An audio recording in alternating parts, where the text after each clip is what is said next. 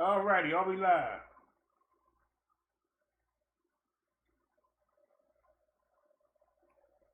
Why am I not showing up?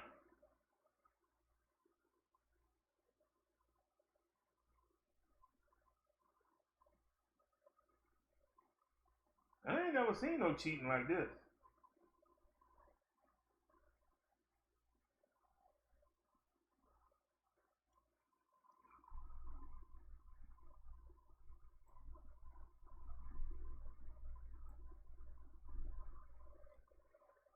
That's amazing.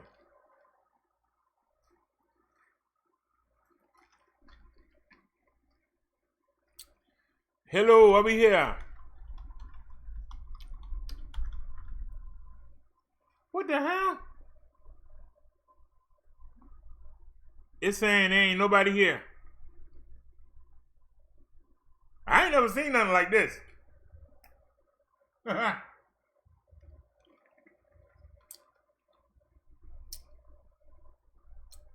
All right. Oh, we live. All right, let's say she here. Nice. Here we go.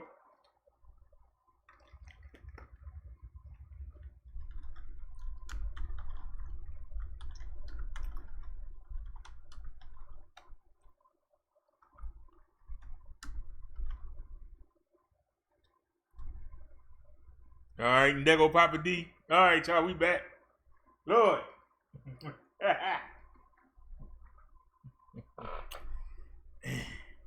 We was on the move.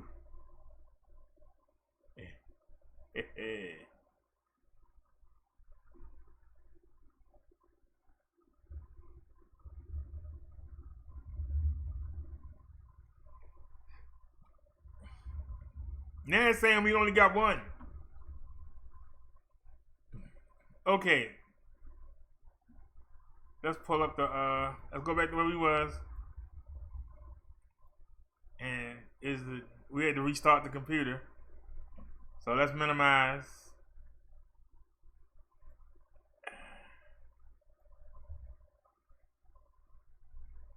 You killing me. You really killing me. Man, was we still on this first video?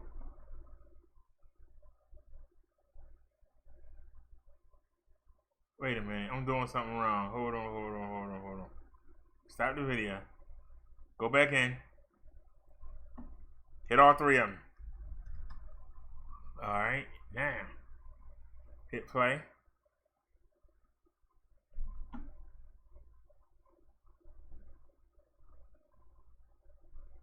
Minimize.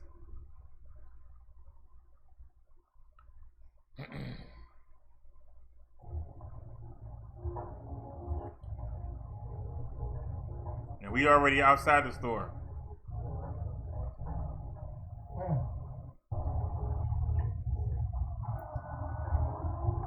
So that's what we had to do. We had to do money, so I haven't paid that. But I got him. Not for you. Hey, right in the way. I can't believe I just been thrown out for 26. So Amazon messed my order up. And they gave me $12 off that. So I didn't spend it. They're going to be coming for it out, so. And I couldn't accept it. Hey, how you doing, sir? Yeah.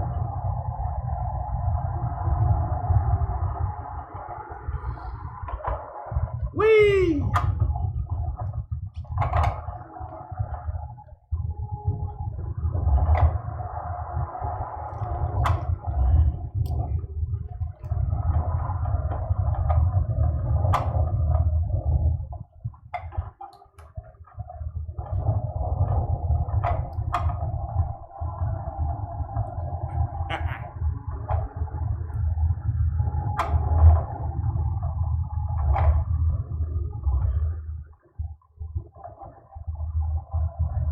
There ain't nobody on the sidewalk. You can roll.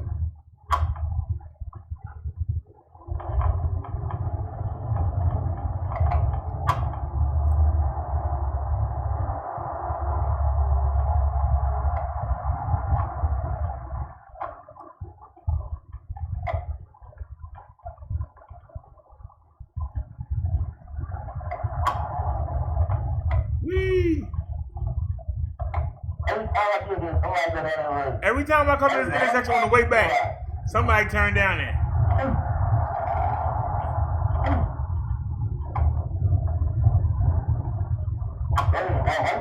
Okay, right in front of me.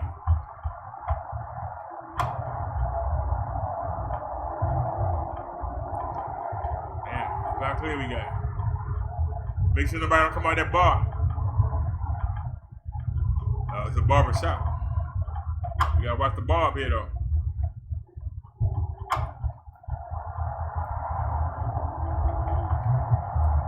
Y'all, we in the hood.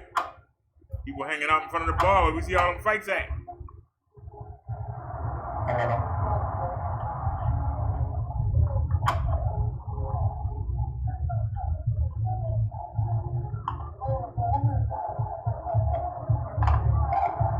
They out there grilling, look at them. They in the carry out. Church right there.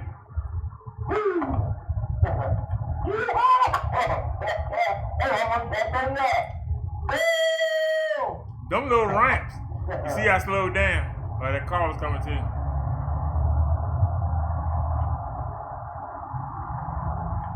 Everybody in that car was looking for me to say something. So they could jump out. That's how crazy people live nowadays. Whee! How long it take the chicken to cross the road?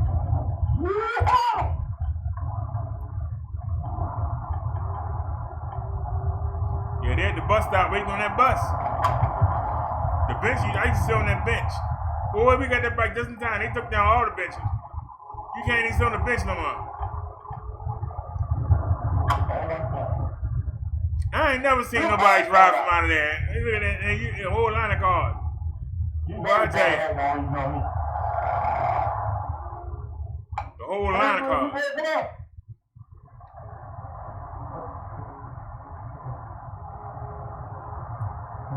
Whole line of cars waiting to come out. It's crazy. Going up. Here went another one. I had to tell her, you go ahead, man. Wait a minute. Hold up.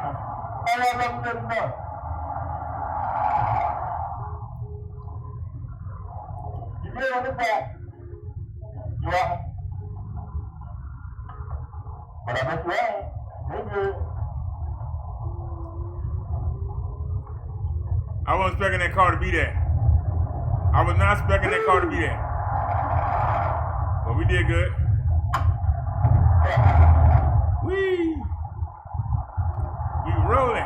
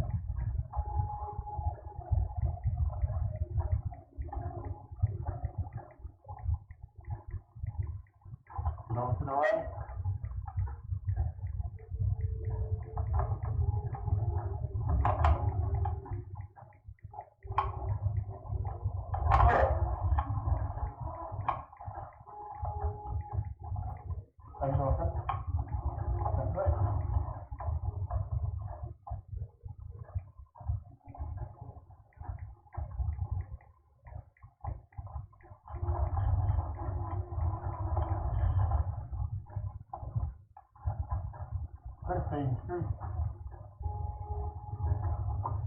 Hey, yo, we going 5 miles per hour. All you got me, you every day on here. I tell you, you be walking. Back down the 4 again.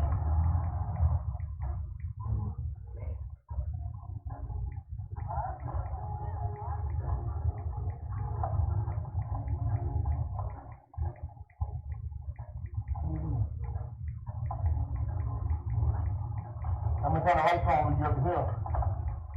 So right now, I want all the batteries focusing on getting up this last part. Get me up the hill, sir. That's all you gotta do.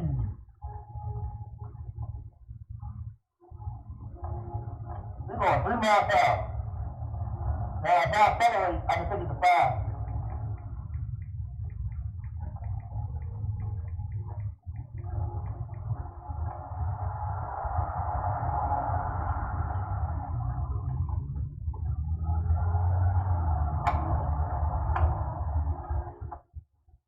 You just heard on some grass, ain't gonna be no flat. You gonna do it when we come to the house. Alright, we doing 5 miles per hour. You still maintain it. Give us some help. Now we're down to 3.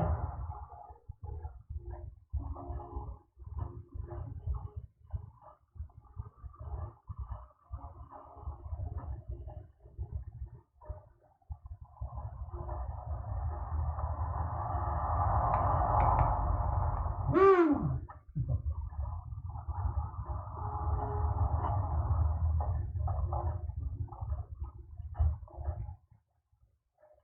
Are you on Moses Walking Street? Sorry, y'all. Lord hit me up on the Hangouts. I supposed to came back over. I supposed to been taking us to go watch Lisa Pinkham, but y'all wanted to see this. She went offline, but we'll get it next time. What is it about the 55? I wanted to introduce y'all to somebody new.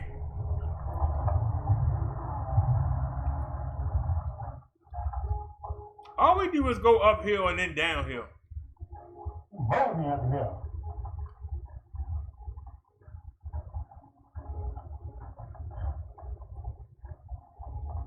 Oh, man, that's the shit. She's taking her time going up the hill. Don't bring that to walking. Just burning the battery up. Going up the hill, burning that battery up. That's all we doing. Going up the hill, killing that juice. So what's going on with everybody? When we get to the wall, And they still working on that daggone sidewalk.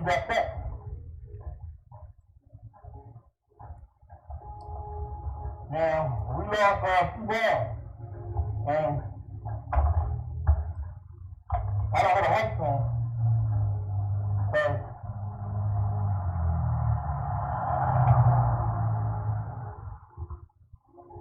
I don't have the lights on. Hey, who am I?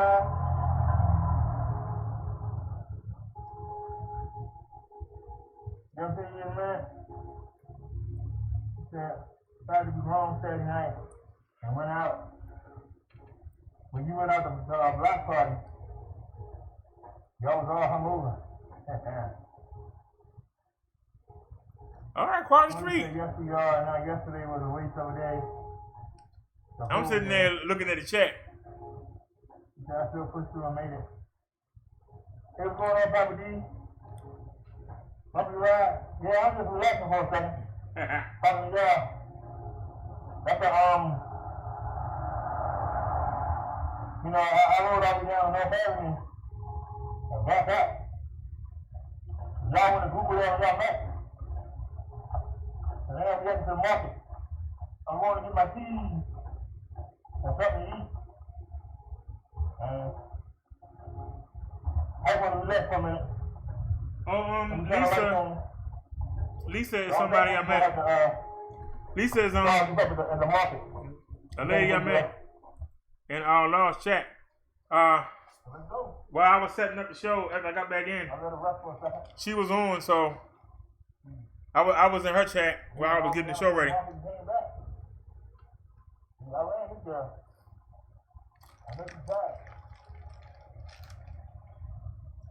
That's why we don't have no videos. I was in the chat. Y'all can say what y'all want to say. Look how much I'm in the street. Look how much I'm in the street.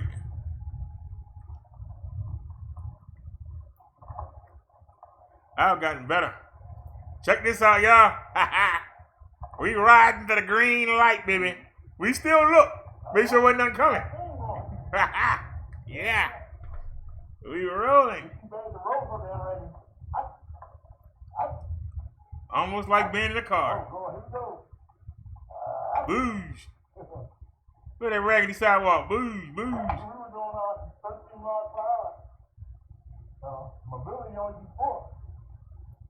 Yeah, we were doing 17 miles per hour. Now we down to 11. We going uphill a little bit. Look at that raggedy street. Booze. Threw the bike up in the air. Look at that. Booze. Look at the raggedy street. Booze. Booze, booze, booze, booze. Raggedy street. Look at that raggedy street. Look at that raggedy street. Look at that, y'all. Bump almost threw me into that car. Raggedy streets.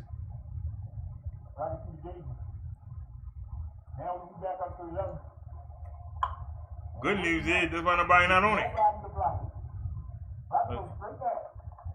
Now we had a 4-way stop sign. I'm looking. You heard me say nobody coming, let's go. So what how I'm being reckless? Somebody walking right there. See, we just smoked it. Yeah, we going uphill again. Look at that big pothole. Look at that raggedy street.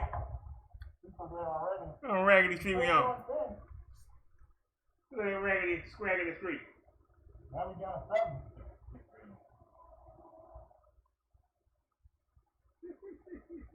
Now we down 4, but she's still going. Let's give her a little help.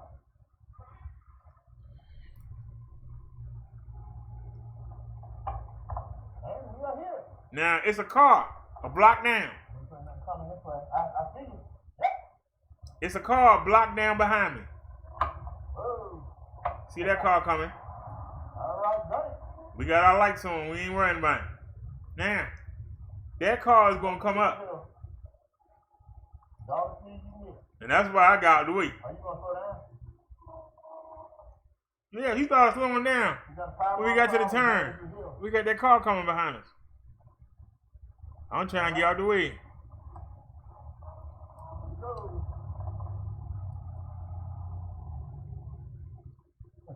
I know this thing tight. We would always have no avenue. But I'm pushing it.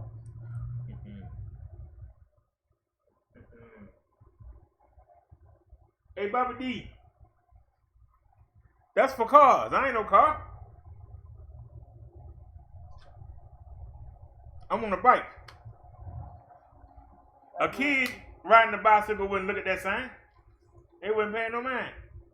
Why you want to hold me accountable?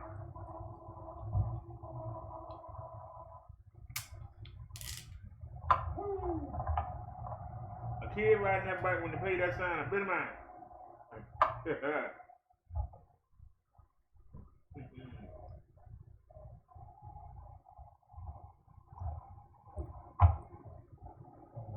So you telling me a 10-year-old on the bike? Well, they said, hold on, we can't go left hand. He went on about a minute. He wouldn't even look at the sign.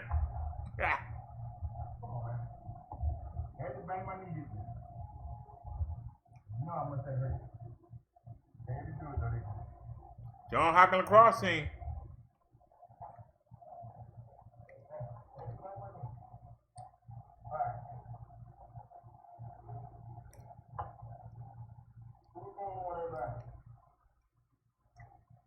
Hall of Famer Artie Donovan, Baltimore Colts. The Colts is in Indianapolis now. They ain't our Colts no more. Indianapolis got to take the name, the colors, and everything. Look, y'all can see the back of the cart. Y'all see it? Look at the back of the cart, y'all.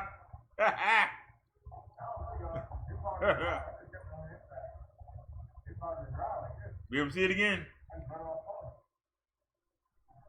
See how well lit we are? You can see the light shining on me. See that? I got the phone in my hand.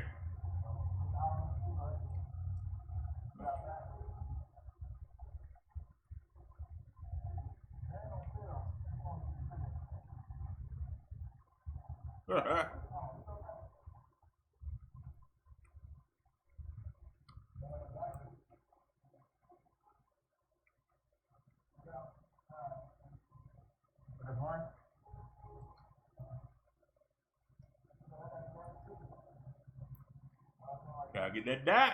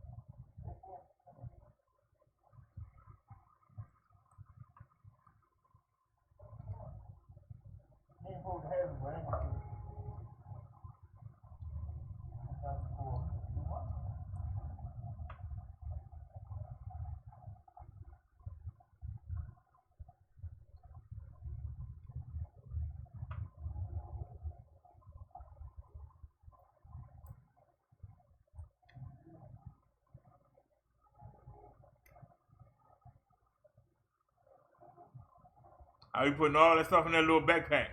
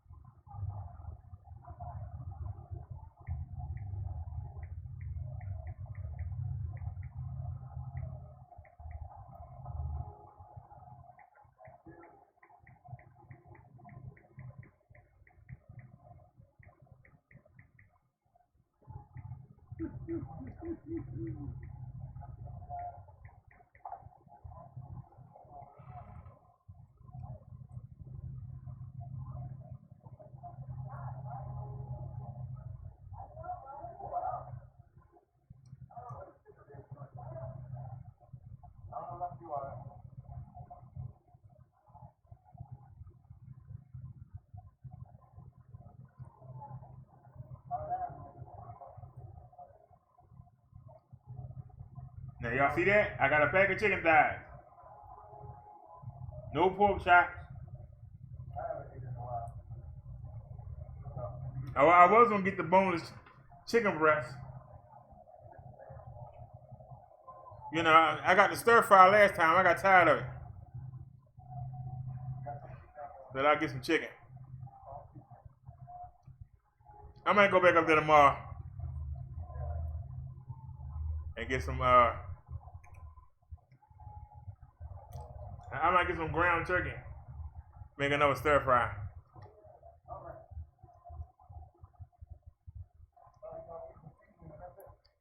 Oh, look at all that soda. I ain't getting none of it. Ah! Look at all that soda. Look at all that soda.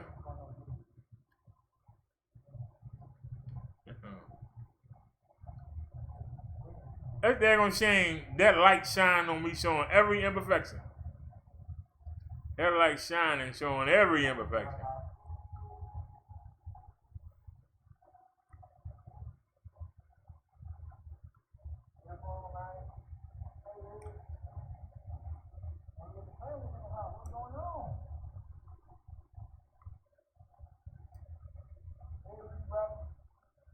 And y'all see, that's the camera phone in my hand.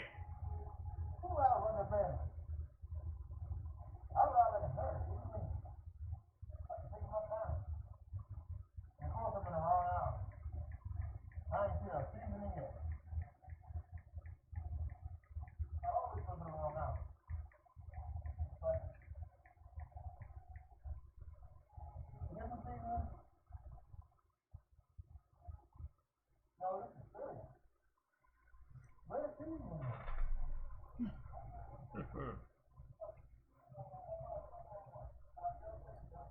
I wasn't close. Oh, Lord. I go up there, man. I wasn't close. Oh, thank you. I wasn't close, y'all. You wasn't even top one.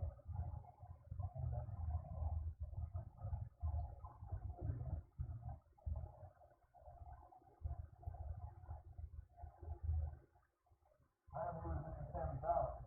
We got these for $1. I think it's 55 here. They got it. Oh, my check is so bad. My check is so bad. Oh, geez. I don't see it. I know I'm looking for it in my foot. I don't see it, but it's on my check. Anybody see the season on it? I'm seeing I can't see it. I'm looking at season on or supposed to see season on it. I don't see it. I don't see something. You don't see it. That's where it's on.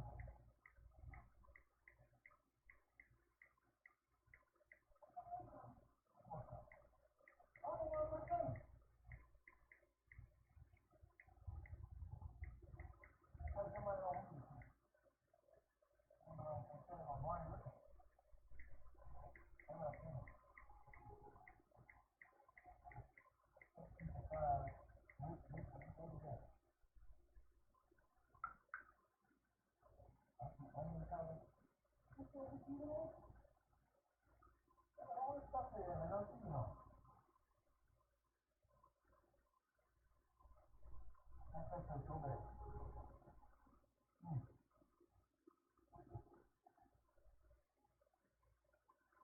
Think I was thinking you come out the house. I know my body's gonna crazy. Mine is ruined. Hold on a second, y'all. Mine is ruined. Go down. I'm trying to get somebody doing the show. Body like I'm being gone, sir.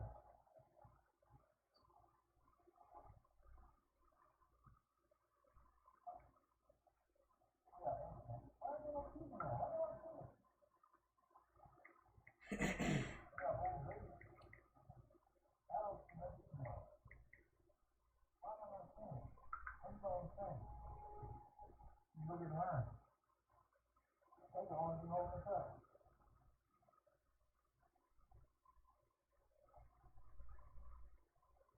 I don't know why I'm not saying it. I don't see that. Hamburger. I'm saying everything with what I want. That's a grill, big chicken wing. I don't see nothing to say chicken wing.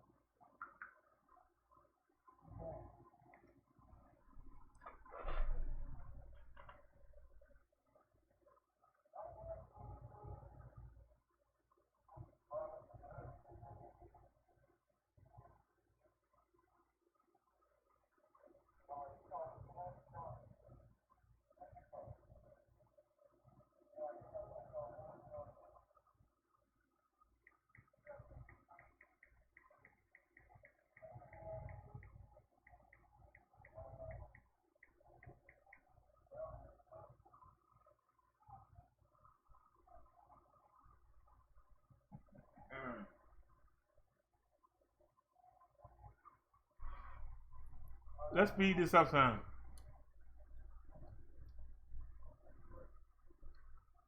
Get on to the next video.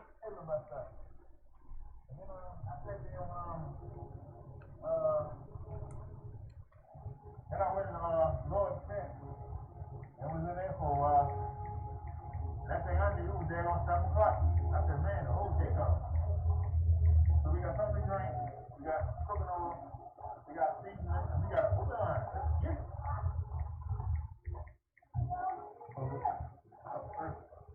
Now you still got the right. Ain't no shortcut. Ain't no shortcut. I just hope I ain't got a crazy. I don't fuck it bad, we good. Same old. But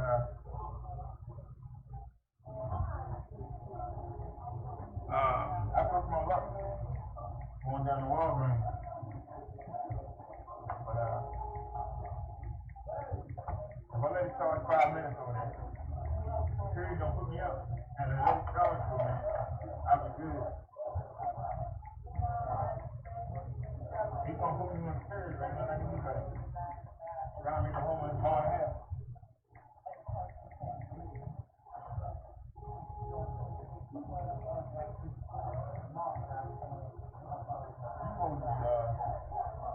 Out for everybody to see, man. Hey, that's what we got. That's two I like to back. The other one came with a bike. And it's right here. It's right here. This is what you see from behind.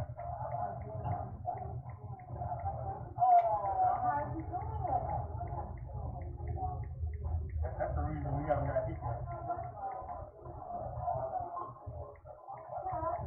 You say it's only a matter of time before I go on Grand Theft Auto. This thing will cut off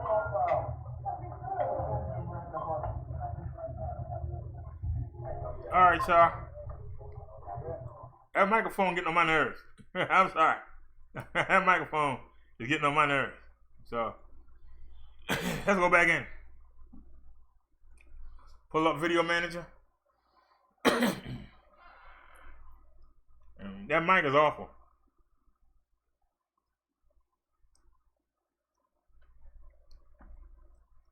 Alright.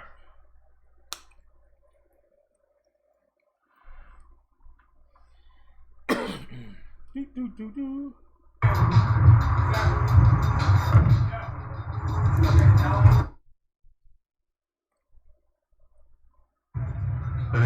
He got to fit the backpack.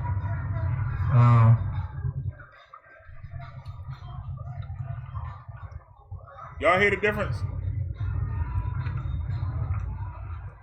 Is that canola oil? Yeah. I'll take this. I'll take the canola oil. But we still need seasoning. I don't think nothing to say season on.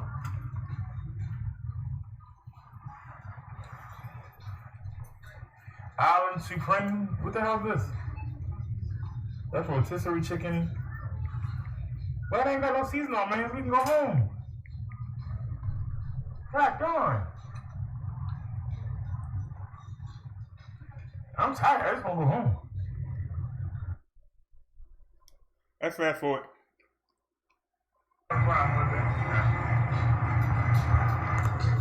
Thank you, sir.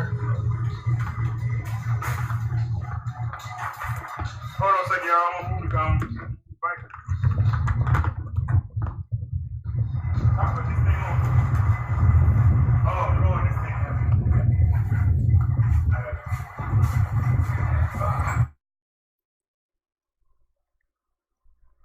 Let's get on the move.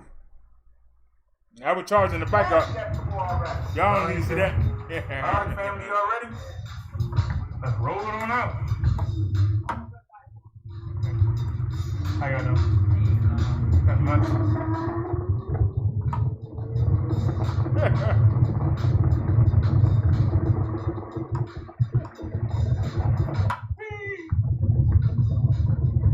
feel like riding at night.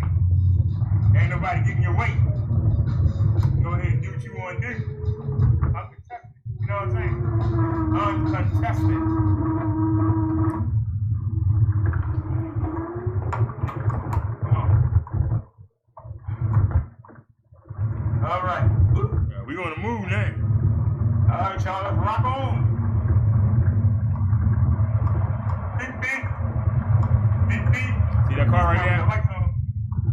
sit down, pull out in front of me.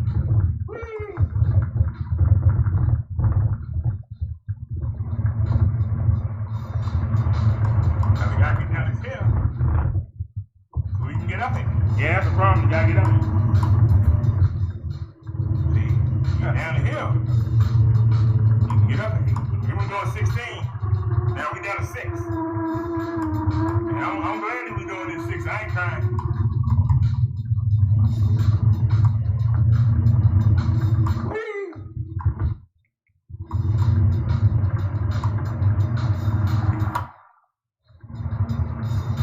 Come on.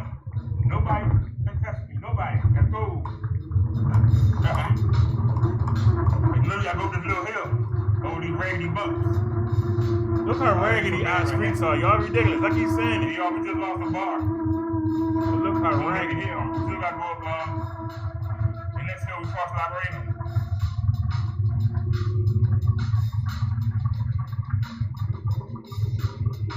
And y'all can see my shadow.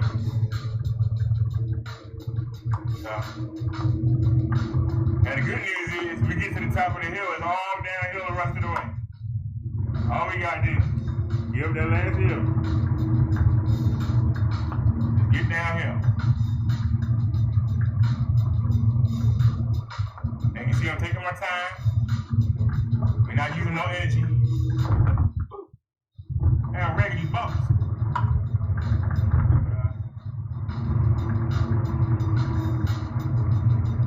We're going downhill to let her cruise. Save this battery.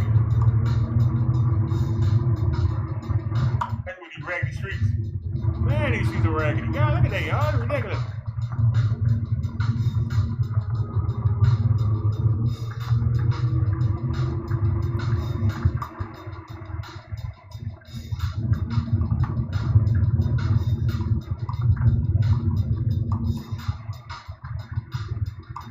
Is the light gonna change for me?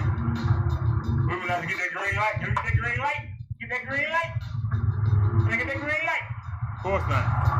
Ah, you gonna hold me, huh? But that's okay. Hey, let me get that green light. Oh, that's all right. Turn it off, let it rest for a second. I got off the bike and I'm walking across the street. There you go. Let you rest for a second, honey. I could have rode across the street. I'm mad now. Sure could have and been flying up the hill. Yeah, I could have rode across the street. But that's all right. You and that battery a chance to rest. Doing all the way down no thing. You and that back up and down. Goddamn. Definitely put something on his bike. We get a bar back? Yeah, get back on it. Yeah, we're gonna turn it back on.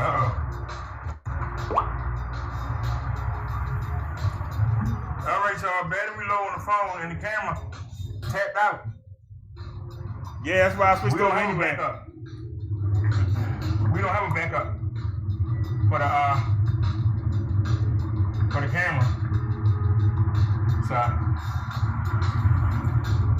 yeah, we ain't got backup battery for the action cam, so I'm glad I did switch over. But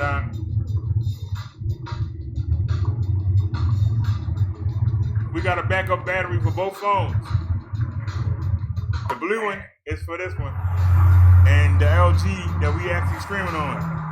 Then you got stuff from nowhere, sir. I had that in my pocket. And we got a battery for that too. You was far to here.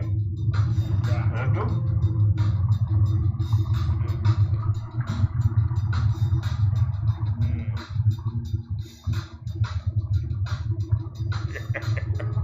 It's the last hill right here. Rest of it downhill.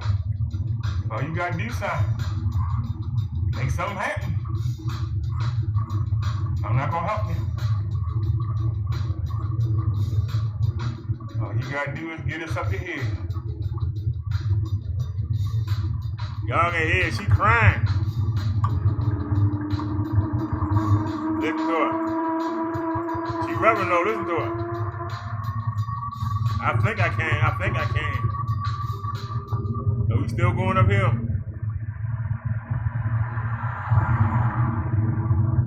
She picking up speed though. See how even it's starting to level out even though we still was going uphill? Now we going downhill.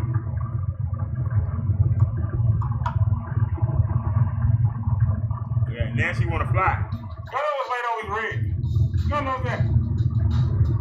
This light always red. Every night I go to is red. Y'all ain't notice that? Just can't ride on through.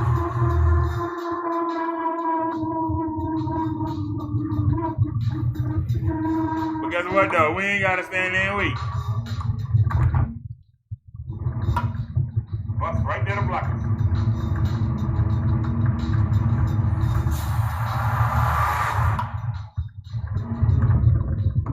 Look at that car speeding up. He's speeding up. Look at him. I mean, he gunned it. Get out of here. That's a Baltimore police officer right there. He waiting on somebody to come home. How you doing, officer? What's up? You heard me say, how you doing, officer? He said, how you doing?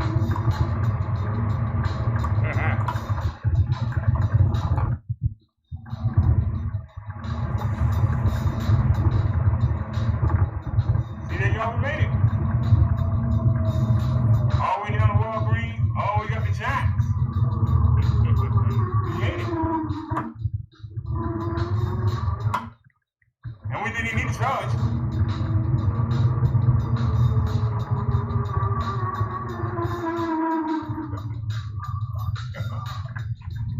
Y'all see that police officer camped up at the top of the block? I don't know what was up with that.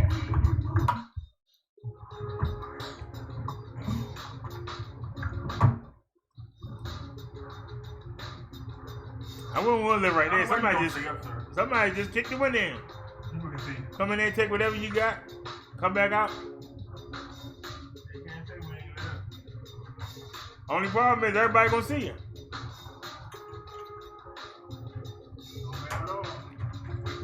I'm checking the mail right In the now. house already.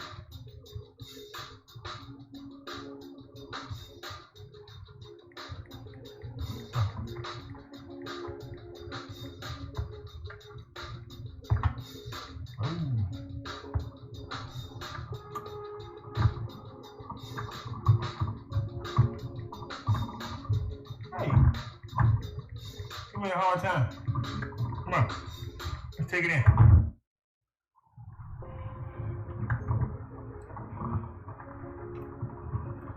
Like I say though, that S5 camera, even though it's an older phone, 16 megapixels. And this phone can record in 4K. But I don't think you can do that on Streamlabs.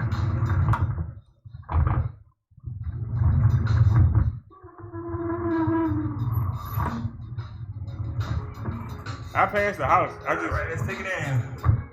I just felt like riding a little longer. Ouch. Is there any street that ain't raggedy in Baltimore? Is there any street that ain't raggedy? And we are home. Home sweet home. I don't know. I think the bike well lit. What if? Alrighty. And we are back.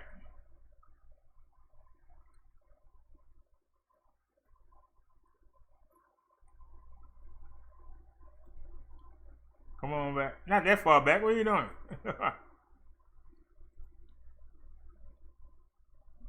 Hey, y'all. Yesterday we had 309 subs on this channel. We up to 312 for me going in Law's chat and Lindsay chat. I don't know. I haven't seen Gary in a while. I haven't seen Gary since we got flagged.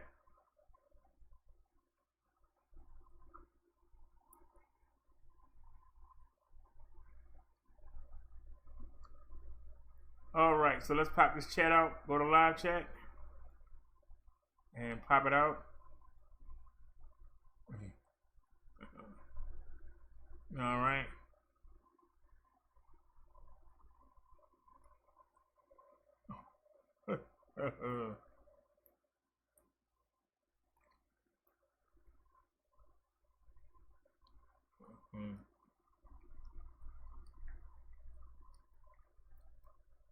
me see.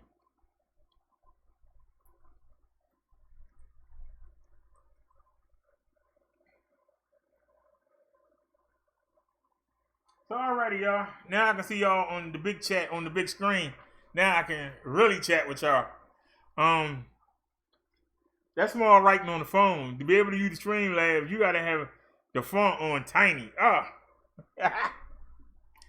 But we have any good news today? We haven't checked the news yet. I know we in war World Star out. I know World Star ain't got nothing for us. We in war them out. Let's see what's going on. Let's go to my city. What's going on in Baltimore? Any good news?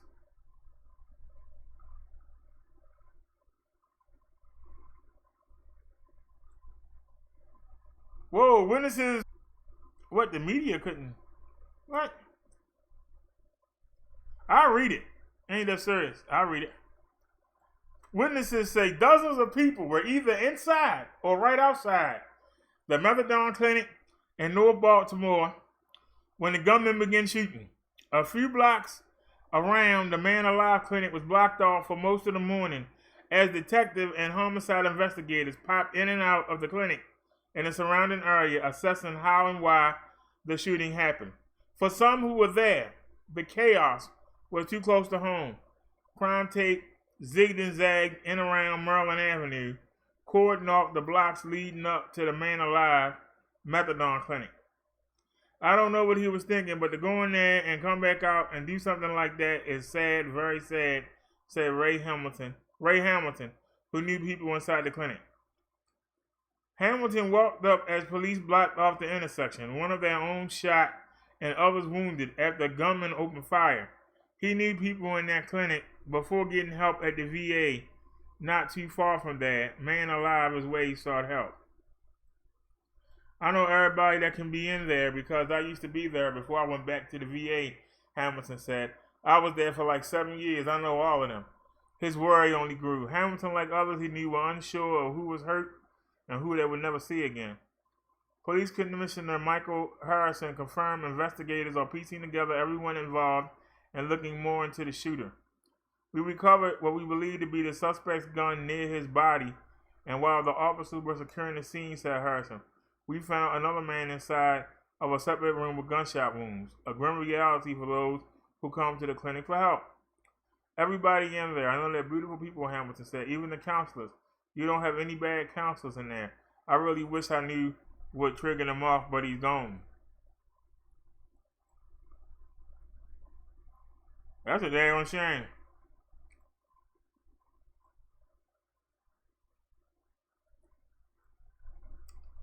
We got a video, but it won't play. It's terrible. It's gonna play the video now, y'all. Ain't that something? We got 15 seconds for a start. That's a damn shame. You ain't even safe at the methadone clinic. They're giving you free drugs. You ain't got to go steal and get them. How can you be mad? That's all I'm saying. Oops. The people were either inside or right outside as the gunman started shooting. WMER2 News' Skylar Henry has been out there on Maryland Avenue since this morning. And Skylar, well, what are the people saying to you now? Well, Jamie, they said that there was a lot of chaos this morning. We're here on the intersection of 21st Street and Maryland Avenue right now. For a majority of the morning, a lot of this area was blocked off. We're a few blocks away from the actual clinic. It's called Man Alive. It's the methadone clinic that's here right now, and it serves hundreds of people. And from what we were told so far is that that gunman actually had the gun inside. People then started running outside, and then police got to the scene, and when they did, they said it was a little too close to home. Crime scene tape zigged and zagged in and around Maryland Avenue, cordoning off the blocks leading up to the Man Alive methadone clinic. I don't know what he was thinking, but to go and leave and come back and do something like that, just say it was very sad. Ray Hamilton walked up as police blocked off the intersections. One of their own shot and others wounded after a gunman opened fire. Ray knows people in that clinic. Before getting help at the VA not too far from there, Man Alive was where he saw help. I know everybody that been there, because I used to be there before I went back to the VA. I was there for like 7 years. I know all of them. Ray's worry only grew. He, like others he knew, were unsure of who was hurt and who they'd never see again. Police Commissioner Michael Harrison confirming investigators are piecing together everyone involved and are looking for more information about the shooter. We recovered what we believe to be the suspect's gun on the scene near his body. And while the officers were securing the scene, we found another man inside of a separate room with gunshot wounds. A grim reality for those who come to that clinic for help. Everybody in there, I know they're beautiful people. Even the counselors, all the counselors. You don't have no bad counselors in there. So I really would wish I could know what triggered him off, but he's gone. What you're looking at now is a high-rise a few blocks away from the clinic. Detectives were in that building for part of the morning. People around here say the shooter, who hasn't been formally identified, lives in that building. So, of course, detectives were out there canvassing to see why this shooting may have happened at all. For now, reporting here live in North Baltimore, I'm Skylar Henry, WMAR2 News. All right, Skylar. Governor Larry Hogan tweeted a statement about today's shooting. He wrote, "This morning, a senseless act of violence in Baltimore City took the life of a civilian and injured a police officer. Our hearts are with the victim's loved ones, and we are grateful for the prompt response of law enforcement." He then went on to say and wish Sergeant Billy Shiflett a full and speedy recovery. That's daggone shame. Because that high-rise building they showed, I tried to get in there.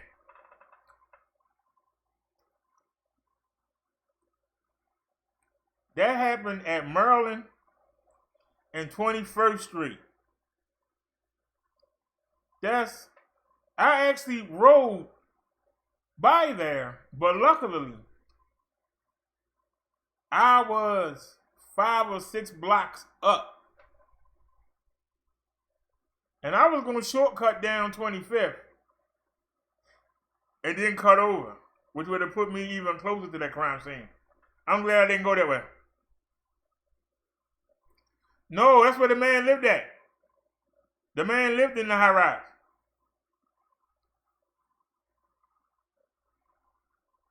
And I was trying to get in that high rise. They make you not even. There's a reason why it's cheap. That man went in there to get some methadone. Anybody that got any drug addicts in their family, you know that they try to wean them off the heroin by putting them on the methadone. The methadone is still clinically cocaine, but it's a weakened version of it. And so by them taking that and smoking cigarettes, they try to wean them off of the hard, crack and heroin. They try to wean them off it. Get them to take the methadone, which doesn't hurt. It doesn't hurt them as much, but it still takes care of the cravings. And you try to wean them down. This man obviously wanted more. And they ain't want to give him more, so he came back and shot the place up. And that go to show you that even when you're trying to do something for people, some people are going to mess it up. People are going to be less likely to donate and help this place now. Because if the people going to come in there and shoot the place up, then why waste the money?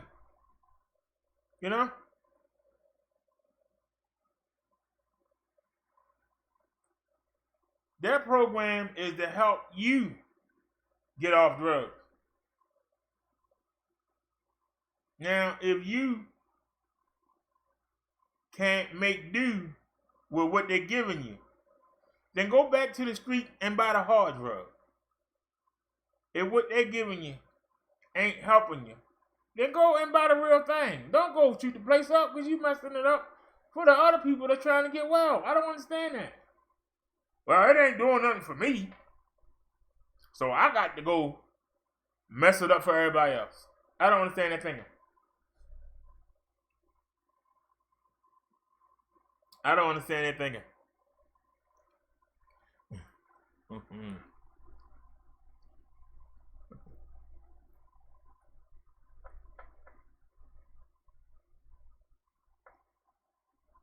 You scared of cats?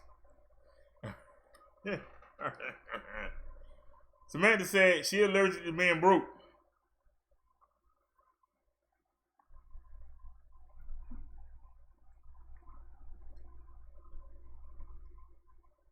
It's actually showing the same thing again. Anything else? Man convicted of murdering his ex-girlfriend faces 43 years in prison. God darn.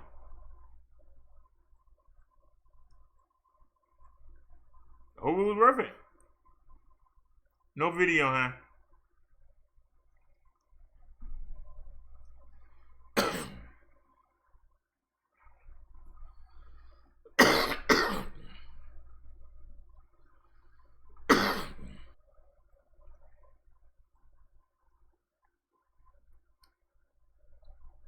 This daggone shame. This man's still here. We talked about this yesterday. You can tell me.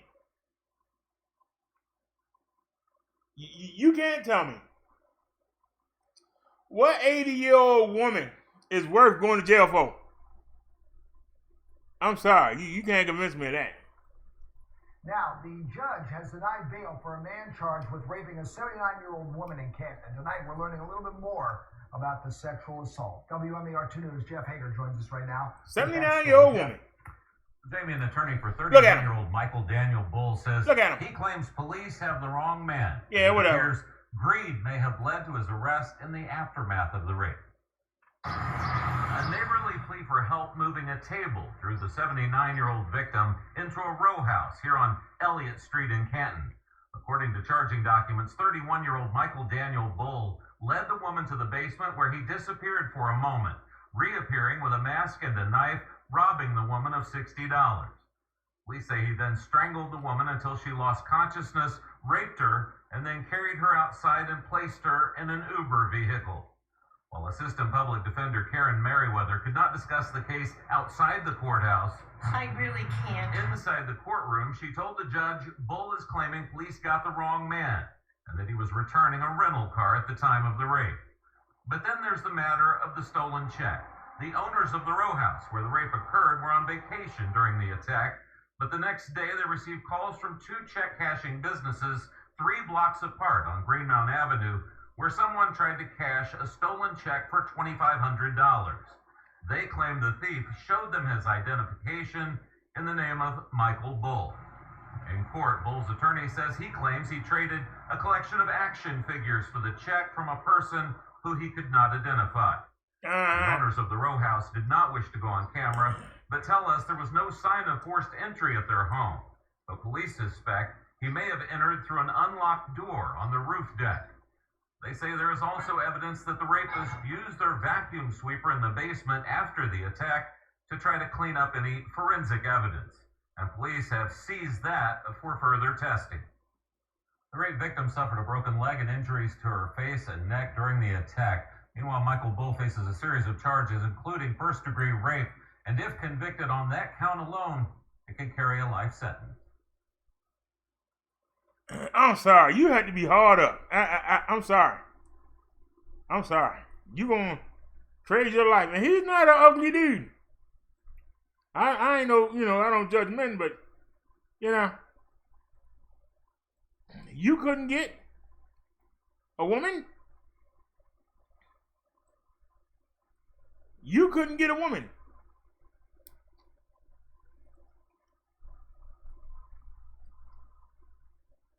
That's rough right there. You couldn't get you a woman. I'm sorry. Papa D says, what kind of person rapes or something? How do you even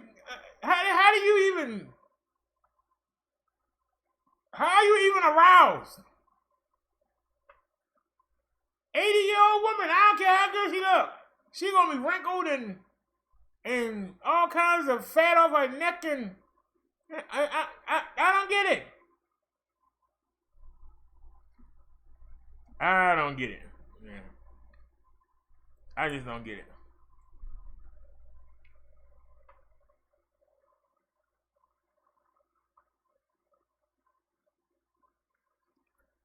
Nah, it's not like this guy, was a fat, ugly eye hanging out.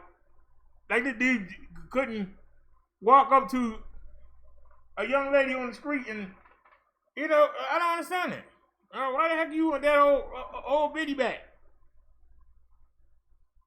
I'm just saying as a man.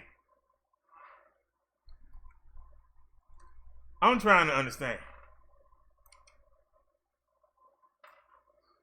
I'm trying to understand. Yeah. I ain't never in my life been attracted to a 80-year-old woman. I'm sorry. Foot chasing after a thief who robbed him, but then a freak accident that cost him his life. Good evening. At 11 o'clock, I'm Diana Williams. Sade is off tonight. And I'm Bill Ritter. That yellow cab driver hit and killed by his own taxi. Eyewitness News reporter Jim Dolan has more. On a hot summer afternoon in Canarsie, families washed their cars together, keeping their children close. Most still unaware of the tragedy that struck one of their neighbors late last night. Really sad. And I wasn't even aware of this. I didn't even know nothing happened like this. Mohammed Zafrullah was a taxi driver with a wife and family, and he was robbed by a customer late Sunday night on Seward Avenue in the Bronx. The customer ran, and Zafrullah started to chase him, but he never put the taxi in park. The cab might have rolled back or he reversed it back, and that's when I heard it ran him over. It did. It knocked him down and rolled over him before running into a parked car. Zafrullah was rushed to the hospital but died from his injuries. Detectives spent the day going door to door, hoping someone saw something. Mr. Zafrullah came to this country from Bangladesh. Yeah, that's what I was waiting on. His family. To support them, he got a job driving a taxi. That's what I was waiting on. Like most taxi drivers, he worked 12 hours a day, often more. He worked 6 days a week, sometimes 7. He still believed it was a better life. Somebody doesn't bother anyone. He just was the man who robbed Mohammed Zafrullah. So you gonna tell me? Update your floor. You gonna tell me that you got robbed? You driving the cab. You make money daily. You just start over.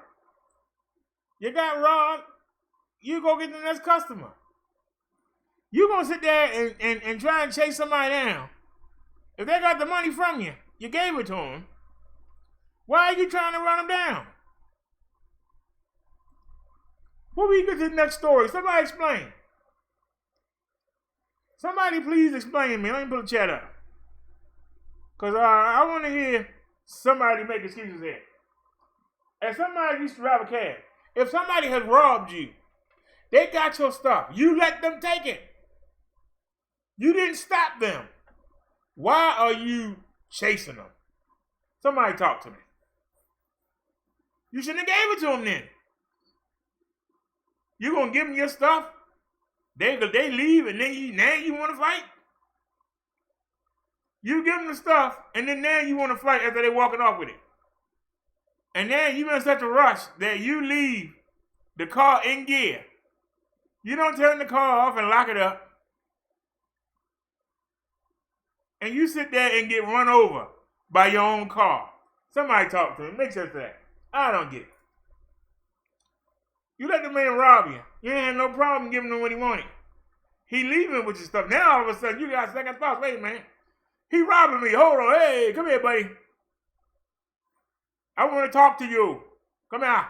I want to talk to you. That man walking off with your stuff. You go run behind him, don't even realize you left the car in gear, and the car is rolling up on you, and your own car run you over. Instead of you getting in the car and going and making some more money, alive, now you dead with no money. That's crazy.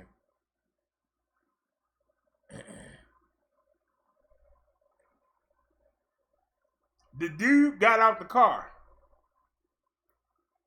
If the dude got out the car and he ain't hitting you, he ain't pointing no gun at you, he ain't beating you with a stick, you eat that.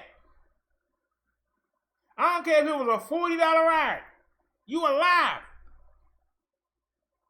You don't know what God got planned for you. You might get a $70 ride. You don't know. You might get $20 rides the rest of the day. But you're going to go chase somebody. This is the one thing that I used to say, you know, you can do 1,000 people and never have a problem. But when that devil bring you one, it's how you handle it. Decide your fate. Jesus and God know you got screwed. They got something, if they allow it to happen, that means the devil asked for it. You let the devil have it. You move on. You got a whole day of people to pick up. One person do something, move on. You ain't hurt. They didn't take the car.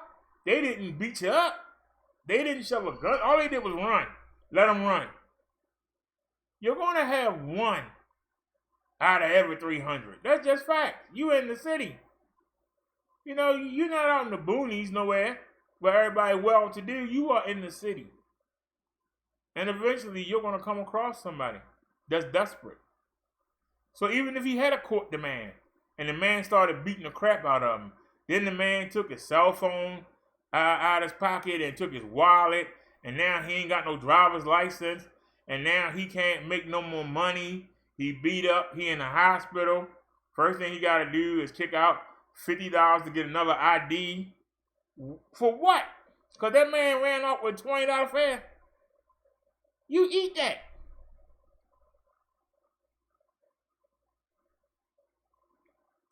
Now you say it's hard to say how to respond. I'm somebody that lived it. You had to weigh. I remember I had a dude take me from, you remember when I rode to the lawyer's office? I took a guy 4 miles. Now y'all know that was a $48 trip. I took a guy 5 miles past that.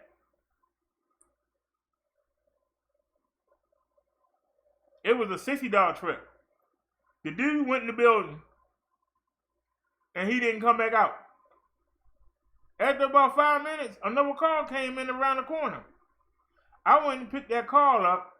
It was a $30 job. I dropped that call off. Somebody flagged me down. Somebody gave me $25 to take them down to the casino, the new casino downtown. I got to the casino downtown. Then I got a lady. This lady, she went all the way out $295, $75 ride. Yeah, the devil got me, but Jesus and God had my back. I didn't cry about it.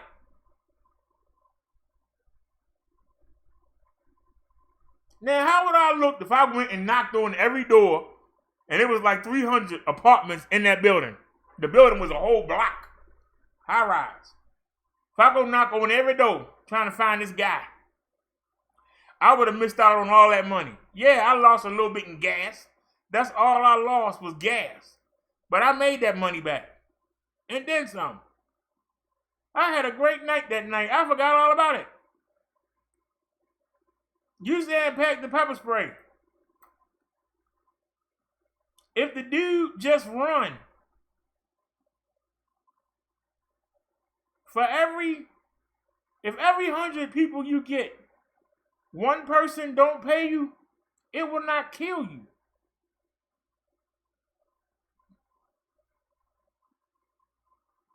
You know you in the city. They're paying you up front. You take the risk. And you know that when you gamble, ain't no guarantee you gonna get paid. I'm gonna buy this lottery ticket for the $100 million thing, and you buy 50 of them and don't win nothing, and then somebody else just buy one and won the $300 million, and you are mad. Well, that's part of the game. You wait for the next drawing. You can't cry about it. I bought 50 tickets. He only bought 1 and 1. How that work? Because it was his time. Your time coming. People want stuff now. All you lost was gas. You pay for the car every day. So the miles you put on the car, the company pay for that. I don't care what the fare is. Your life is more important than some money. You know? Now the pepper spray, I got something right here. What's the point? The point is, why you gonna, if somebody coming at you, that's when you fight. If they running away from you, let them go. If somebody break in your house and you come downstairs and you got a bat and they running, or you got a gun, they drop everything and go run. Why are you gonna shoot them? Then you sitting downtown looking stupid. They ain't gonna lock him up. He gonna be in the hospital, and then they gonna tell him, we need you to testify against this homeowner. He's not gonna go to jail, even though he broke in your house, because you shot him in the back. He dropped your stuff and he ran, let him go. He don't have to come back there. And I guarantee you, he gonna tell his buddies, nah, that person, they armed and ready. Nah, find somebody else to mess with. They ain't doing to mess with. But you sitting in jail for 30, 40 years, he's still out there robbing houses. How that work?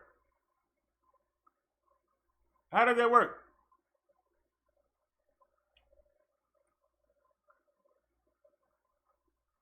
If somebody get over on you, that's the game. We all play the game. Sometimes the game play you. For every pyramid scheme, somebody don't get paid.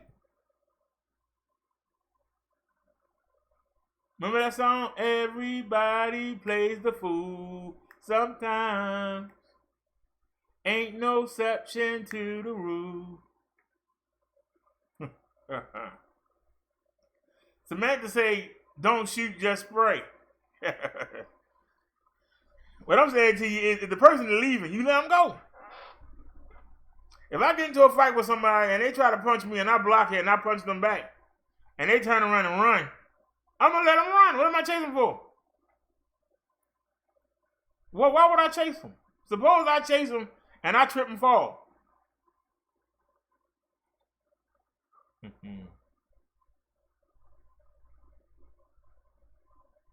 Depends on what the gun laws are. Are the people criminals? What's your standing in the community? It depends on where you at. Some places don't have no tolerance. And some places feel sorry for the criminal. But if you shoot them in the back. Y'all know we had the stand your ground law. And we had that case where the man shot that guy. He out there arguing with the woman and the kids, and the man come out there, don't know what's going on. He see the man all up in the woman's face, and he puts him down. The man pull out a gun and shoot him. I was afraid for my life. You wasn't afraid to get up in that woman's face. You knew that man was in that store, and you waited till he went in that store to go pick on the women and the kids. You walked over to them. How you get off? You know?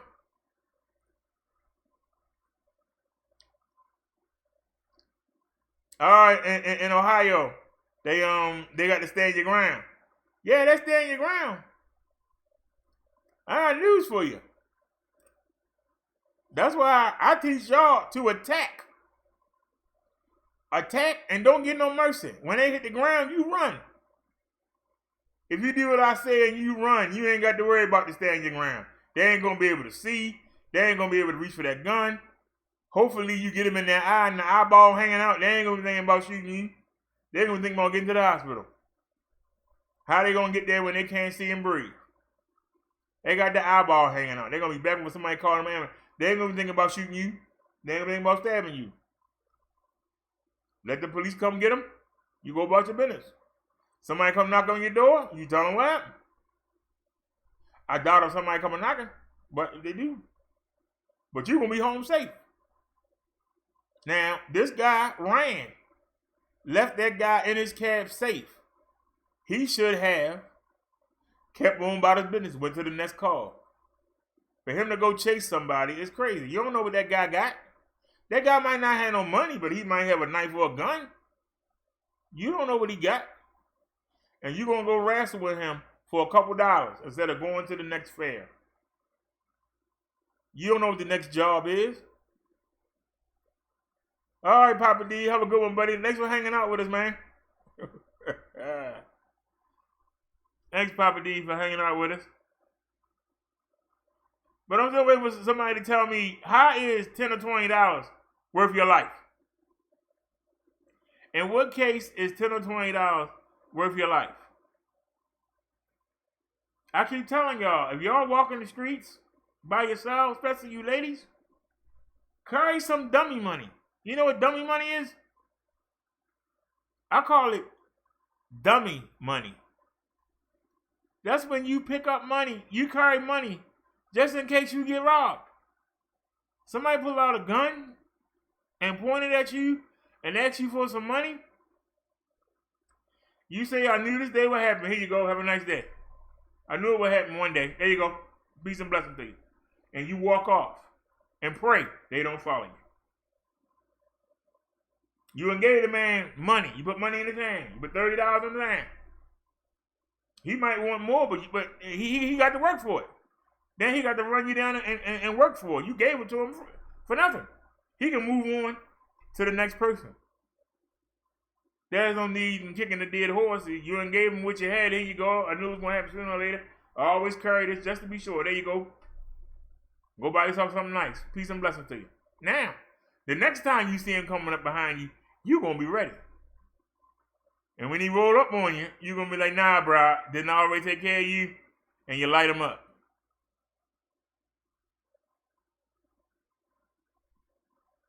But you should always carry some dummy money. You should never say, I don't know, I never carry any money. But you should say, I always carry something, just in case. Here you go. That's what it's for. Have a nice one. And hope they leave you alone.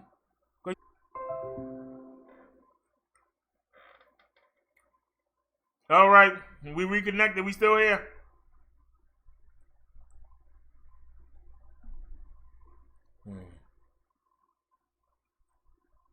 Well, that's why you give them the dummy money.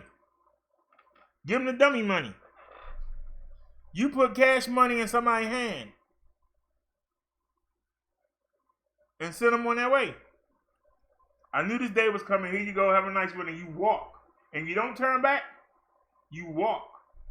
Well, what they going to shoot you for? You gave them money. They asked you to kick out the money. There you go. Knew this day would happen. Happened to everybody. You walk.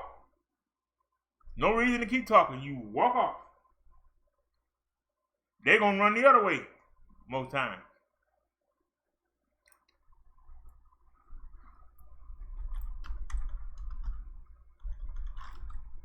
Are we here?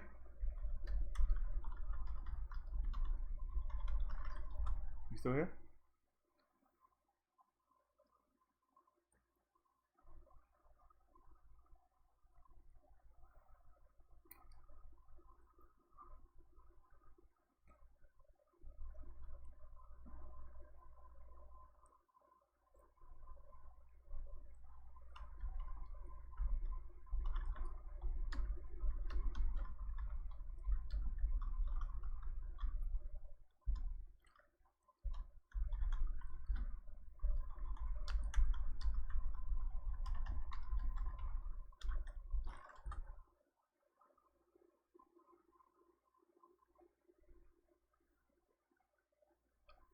You know,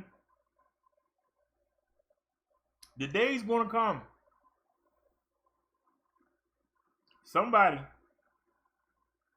is going to try and take that bike. You know it and I know it. They're going to come. The day is going to come.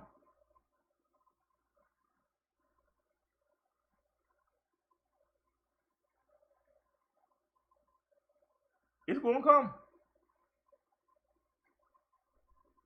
And I'm going to have seconds to decide. Because it's going to be more than one person. One person ain't going to do it. It's going to be more than one person. Because the devil ain't that damn stupid to send one person to come against me. He going to send 2 or 3.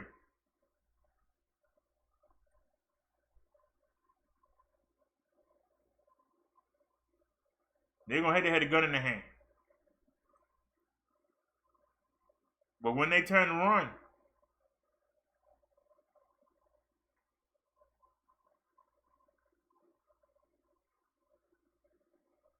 I can spray and duck down.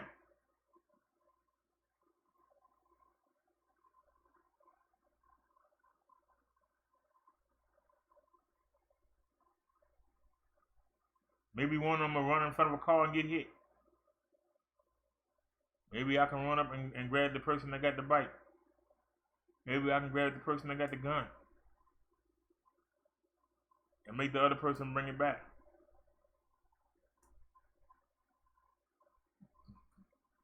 You got options. But you got to decide, is it worth it? Because they don't need dying. You can get another one. That's why I say the guy was stupid. The guy ran, let him run. Get somebody else in the cab, make some money. You missed out on that fare, but you got a whole day ahead of you. And like, you know what I mean? Even if you took every dime you had, you got gas in the car. As long as you got gas, you working. You got gas, you working. As long as you got gas, a cab driver, as long as he got gas, he got money. Because he got gas to go pick up the next person. The next person is going to pay you. Put that money in the gas tank. Pick up the next person. Now you got change. Something good to eat. Pick up the next person. Put some more gas in the car. Now you at half a tank. Now you at half a tank. Start making your money. You got to pay 50, 60, 70, 80, 90, whatever it is for that car. Start making that money for that car. Once you hit that goal, then start making the money for you. That's how you drive a cab. So this man, it ain't like one time. You got paid one time and you fighting for your check and you can't pay your rent and can't pay your phone. He just took a small part. He took a couple hours from you. If he's working a regular job and you got paid $10 an hour and somebody cheated you out of $20, you lost 2 hours. It's 40 hours in a week. So you're going to lose the other 38 worrying about them 2 hours. This is what I'm trying to say.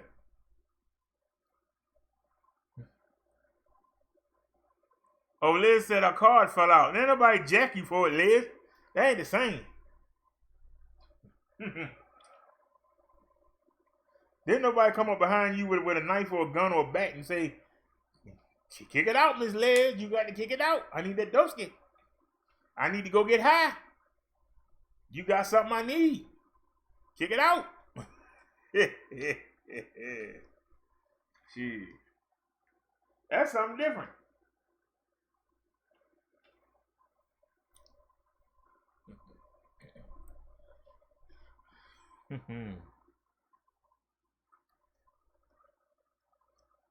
Okay, but you have to atone for your place in it. You lost it.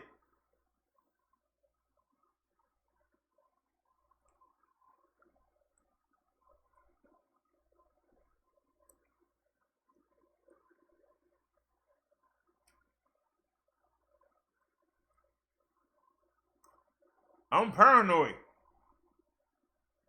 Y'all see me take my cards out, and y'all see me put them right back. I sit the phone down before I let one of my cards go missing. They ain't worth nothing, but we got phones sitting here. They ain't worth 2 pieces of dicky. But we'll make it work until we get something better. I'll lose the phone. You know? I ain't gonna sit down no card. I ain't gonna sit down no money. Matter of fact, I got cash back from the from Walgreens. We actually got $10. I don't never keep more than $10 on me. The only reason that I even got the money was in case the battery ran dead and I was too far to walk with the bike. If we got a flat, I call a cab and give them $5 to get home. Give them the $5 or $6 to get home, man. You know.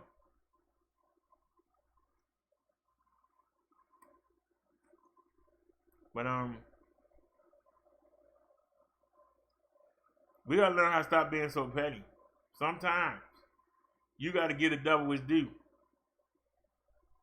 So everybody time to play the fool. We've all been robbed.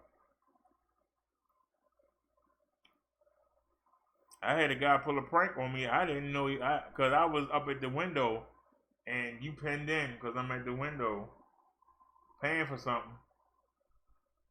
Guy came up and put something to my back. I don't know what he got.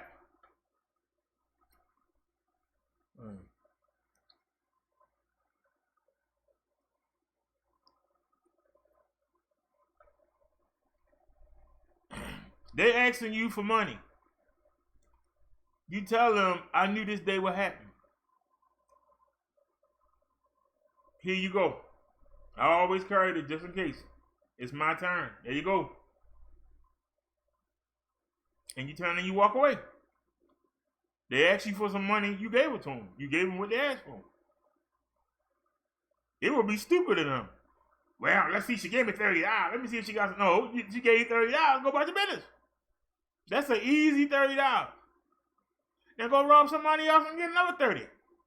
Go rob somebody else and get another 50. That's easy money. If you're trying to rob somebody and you ask them for the money and they say, hey, I knew it was going to be my turn sooner or later, there you go. They're going to say thank you. And they're going to turn and run off. They got what they wanted. Now, they want to push their luck. And, you know, why don't you let me get them chain? Why don't you let me get that ring? Then it's time to fight. And when the police wound up getting involved and you laid somebody out, you tell them, I gave them the money that I always carry in case this happens. And it wasn't enough for them. They still had to keep pressing. So I had to put something on them. I did what I could do. And the police can't say nothing to you. And when you're in front of the jury, if it get that far, they can't say nothing. Well, yeah, she gave him the money. There was no need for him to press on. He asked for that. So if you pull out a gun and blow his head off, or you pull out a taser and he on the ground, that's on him. But you gave him. You understand what I'm saying?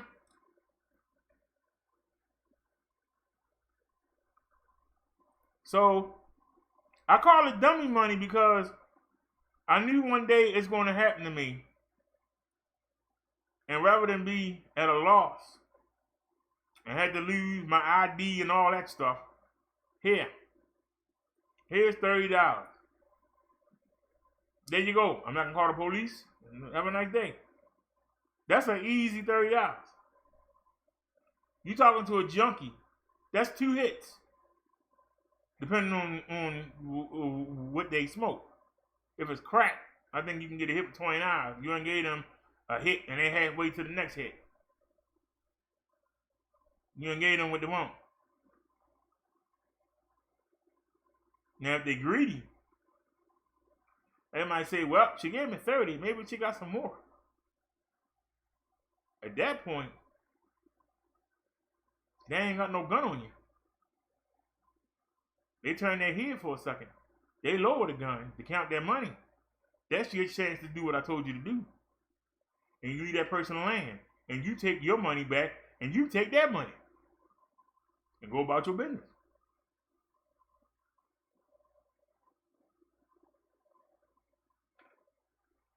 Yeah, to the ATM. Dummy money ain't gonna help you then because you at the ATM, they're gonna try and get it all.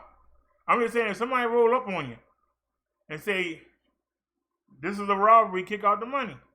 You say, I don't carry cash, but I knew there's a chance this might happen. I live in the city. Or I'm out here at night. So here you go. No strings attached. There you go. I always carry this. I don't carry no money, but I always carry this just in case. Everybody pay the fool and you walk. You walk. They holler, you walk. You don't turn around. You walk. You walk as fast as you can the other way. You engage them what they want. Now they come chase you. You can do anything you want to do. Police can't touch it. No jury will convict. You did what you supposed to done. You gave them what they wanted. And they still came after you? No, then it's time to do what you can do. You got your gun, you got your wasp spray, Chung Lee. Whatever you got to do, defend yourself. But you already, there's no reason for them to come after you. You done gave them money. They asked you for money, you gave it to them. You know? So.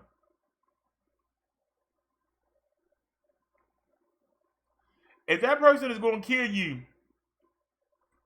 then what have you lost? You're trying to confuse them.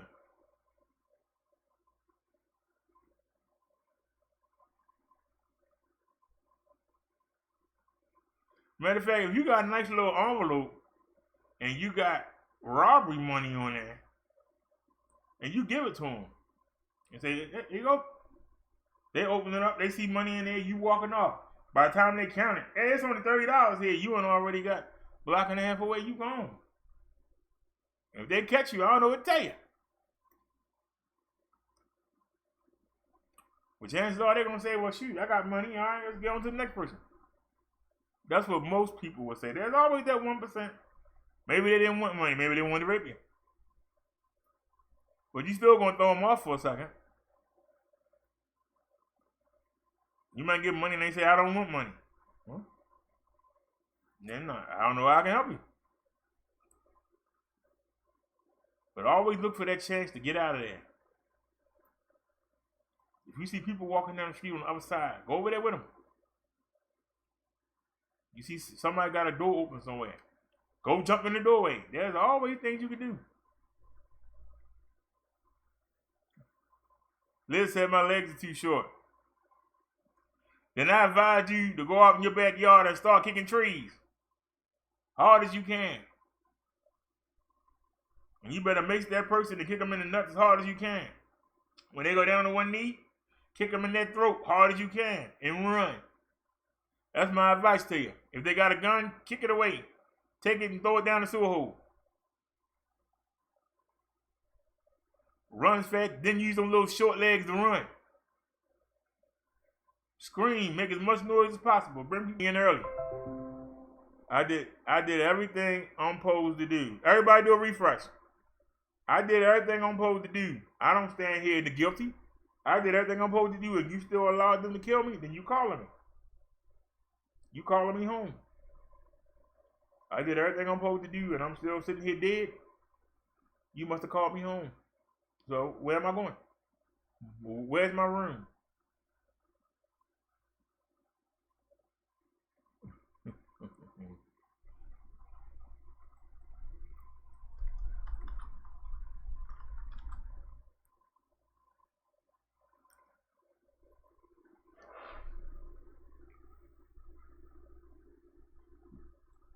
All right, y'all.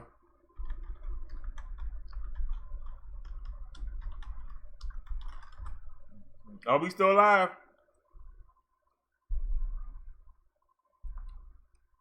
Let me do a fast reboot. No, it's the phone service. Remember the other day it was down totally. So I can deal with this. But yesterday we was on, it kept blinking. And it's been blinking today. So let's hurry up and watch this story before we go off again. Date your floors with Empire. Now see, it restarted. I had it at the right spot. They went back and restarted. That's crazy. They went back and restarted the commercial. That's just crazy. Empire today. Breaking news. A teenager found guilty on all counts in the deadly double stabbing at his high school in the Bronx. 19-year-old Abel Cedeno said he stabbed 15-year-old Matthew McCree and another student in class 2 years ago because of repeated bullying over his sexuality. But in the end, the jury found him guilty of manslaughter and assault. Cedeno testified he pulled a knife only after McCree punched him, but McCree died from the stabbing, and another teen was seriously injured. McCree's family urging the judge to be tough with the sentencing. The family of Matthew McCree opposes any attempt to give this defendant youthful offender status. He is not a youthful offender. The crimes for which he has been convicted are too serious for him to be granted youthful offender. Cedeno had been out on bail but has now been taken into custody until his sentencing on September 10th. All right. Here we go. I can't do nothing. They got everything frozen. Come on now. Just let us out. Just let us out. We can always go back. Just let us out.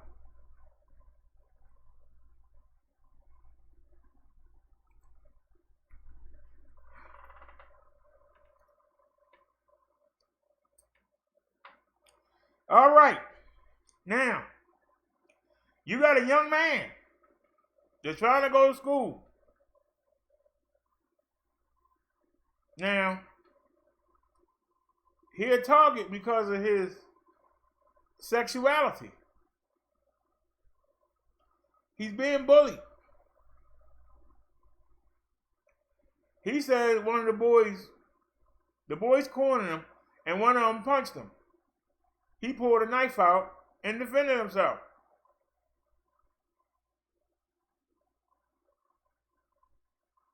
If you convict this boy, you tell him and every other child, if you get bullied and somebody start putting their hands on you, you got to take it and pray they don't kill you. Because if you respond, we going to lock you up. Now let's go. Somebody talk to me. Somebody make me understand why this young man should go to jail. This young man getting banked. He's being bullied because these guys think that he is a sissy. I'm trying to be careful with the wording. They think he's soft. One of them punched him. You expect him to beat two guys with no weapon. He don't kill him, but he stabbed him so they can't hit him. You gonna tell me he deserves to go to jail? And y'all see how hard that family look? Imagine the children they raising. They look like gangsters of daggone self. But you gonna tell me, you are going to tell me that that young boy should not be able to defend himself against two people. He should just sit there and let them beat him up and call him sissy and everything else and just lay there in the pool of blood and say, thank you, Jesus, they didn't kill me. That's what you're telling every child in every school, that they cannot defend themselves. If you defend yourself, then you are the one at fault. You're going to go to jail. What is the problem? Why are we letting the devil win? Because it's the devil that's making these boys attack this one boy. Just because they think that he's soft. They want to put their hands on him. And he supposed to just sit there and take it. His rights don't matter. Somebody talk to me.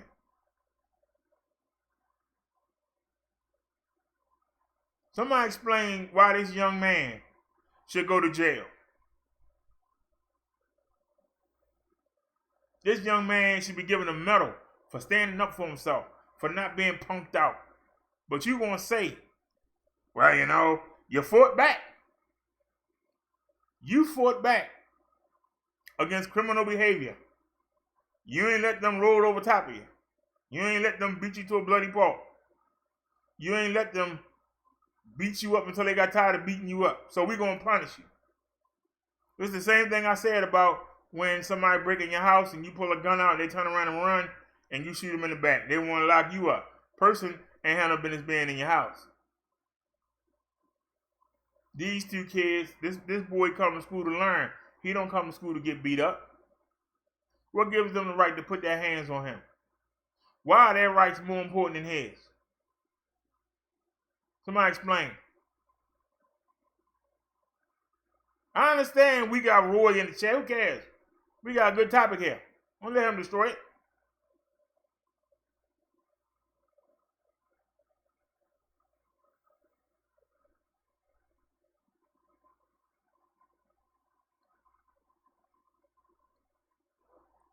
Roy, go where you got to go, man.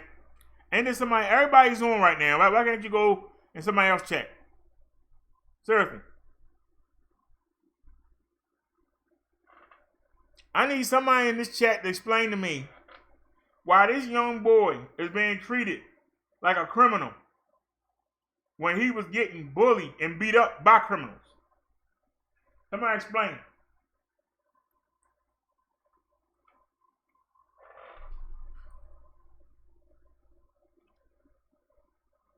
He stabbed 2 people. So that means he getting banked. And one of them put their hands on him. One of them punched him. When you punch somebody, the rights you have when you put your hands on somebody else, you encroach on their right. So your rights are now erased. Whatever rights you have, when you impose your will on somebody else, you take their rights away. That boy should be able to go to school,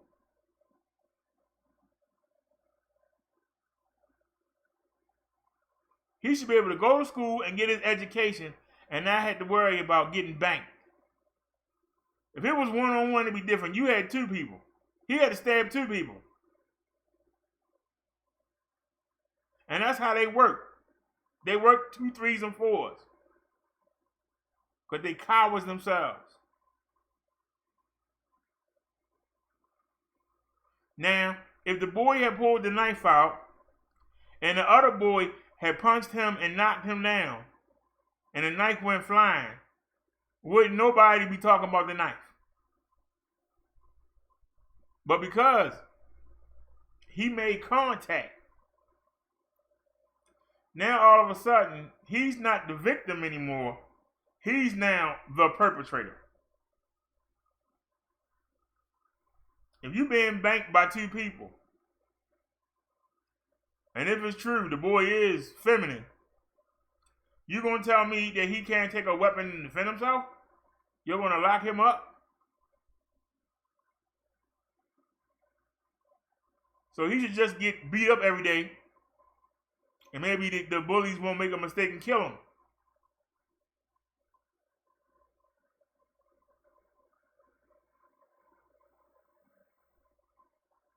Hey, Roy, why are you worrying about what I should make? Why don't you make yourself scarce? Did nobody ask you to come here, sir? If you don't like the way my teeth look, then don't watch. It's none of your business.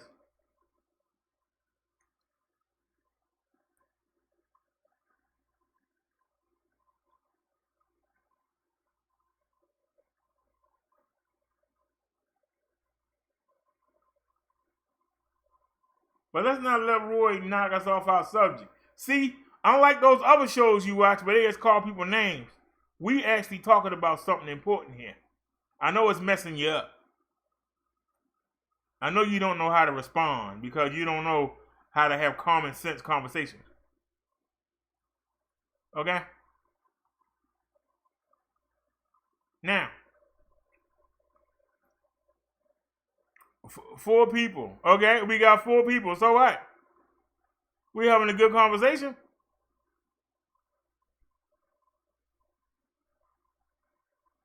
We talking about something real. What are you talking about? You should say it's sad that it's only 4 people. We talking about real things. It's sad it's only 4 people. That's what you should be saying. But I bet you if I was talking about how come black women discriminate against short men like somebody doing right now, if I come on here and start talking about, look at the discrepancies in the Bible and try to divide everybody, it'd be 400 or 500 people here. I guarantee you, we start talking about Tommy, talk about True Freeman and who they land up with, I guarantee you, it be people in the daggone room. So what are you talking about? Your question should be, why is it only 5? That should be the question. What's wrong with everybody else in the sector that they not here in this good conversation? That should be the question.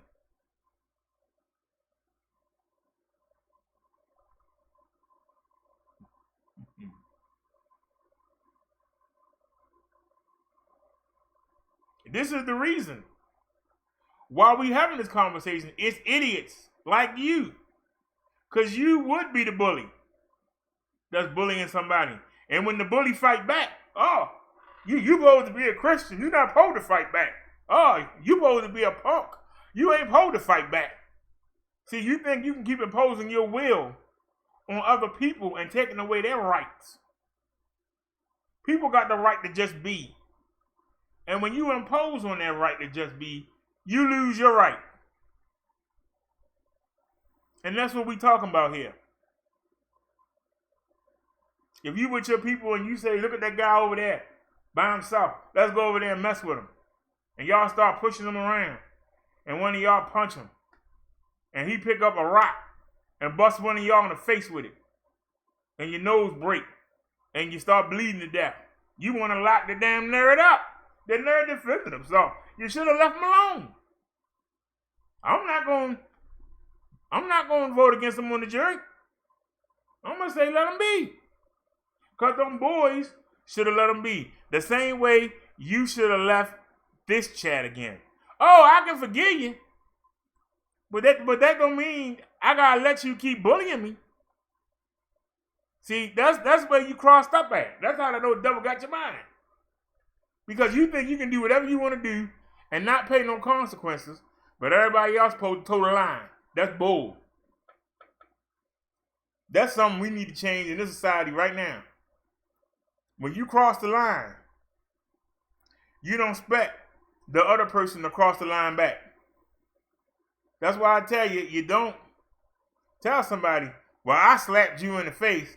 How you gonna punch me back in it? I only slapped you. No, you shouldn't have slapped them, period.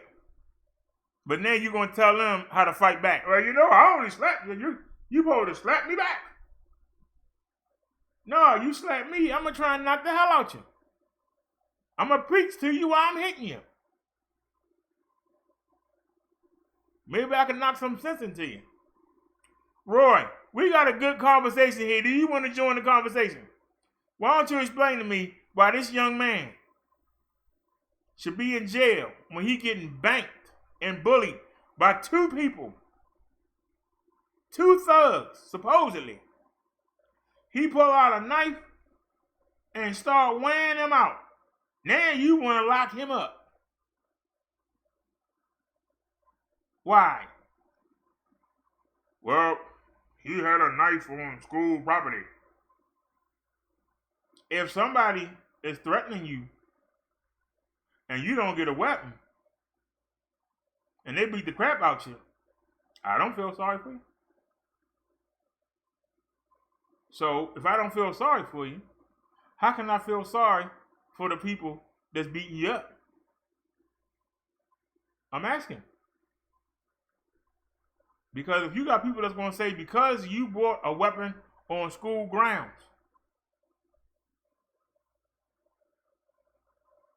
you should be jailed. Because that's what they're going to get them for.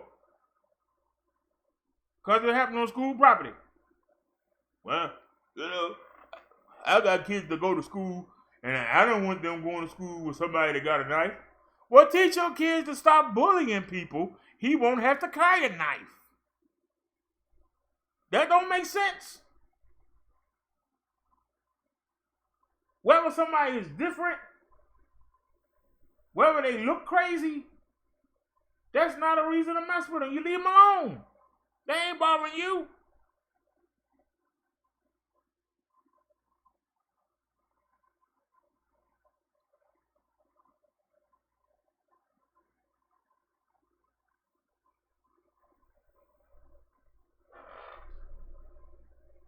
Fight back. That's when you want to start crying. Well, you know, you're supposed to be a good person. You ain't supposed to do nothing back. I'm supposed to be able to just do what I want to do to you. And you supposed to just sit there and take it.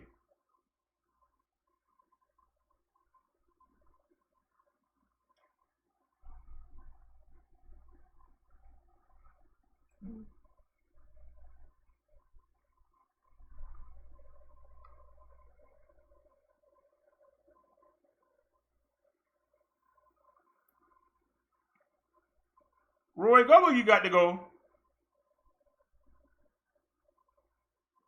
Seriously, Roy. You came in here and said there's only 5 people here, but yet you want to roast somebody that got 5 people. Make that make sense, as Tommy would say. You know how retarded you sound? You sound silly. Why don't you go find something to do? Everybody on tonight. Why don't you go make with them?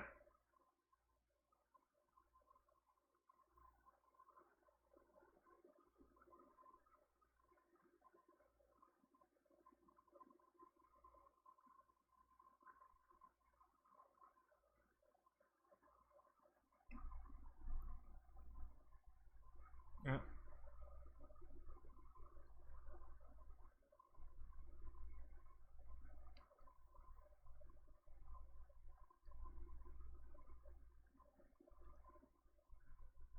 There we go. We ain't got to worry about them. Let's get back to our topic. You got the families of these 2 young men that were behaving very badly. And instead of them saying,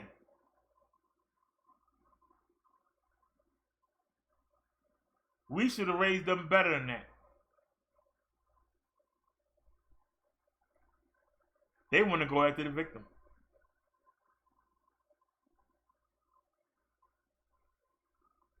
They want to go after the victim.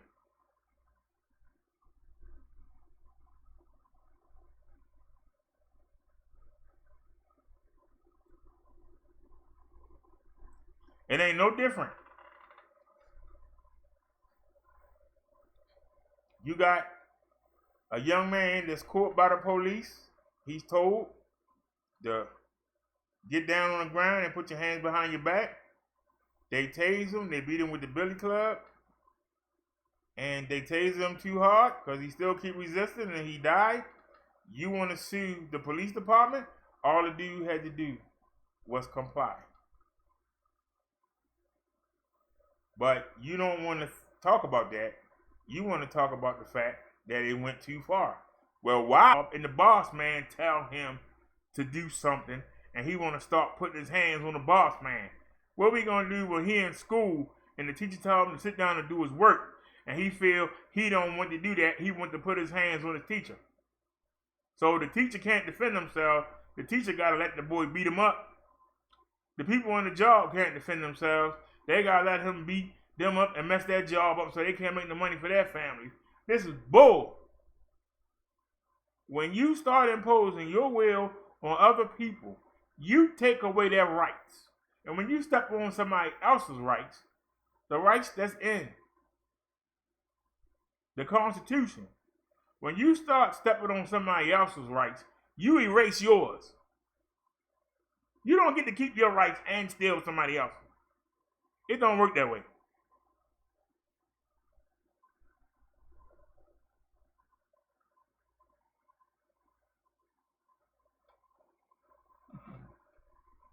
So somebody tell me why this young man, somebody please explain why this young man should go to jail for defending himself. Because you telling every child to go to an inner city school, they can't defend themselves. If I'm in the classroom and somebody come in there with a gun and start shooting everybody, and I'm lucky enough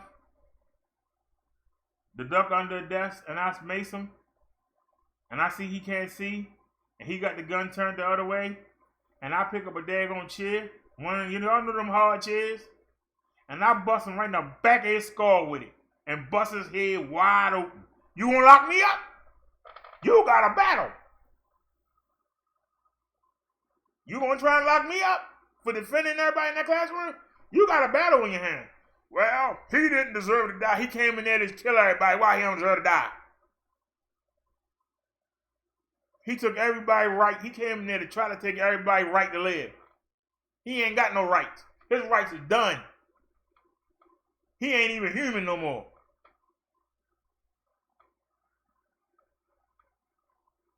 His intent was to come in there and kill all 30 people in that classroom. And you gonna tell me, because I stood up for the people he didn't get to shoot yet, and myself, that I should go to jail? You got to fight on your ass.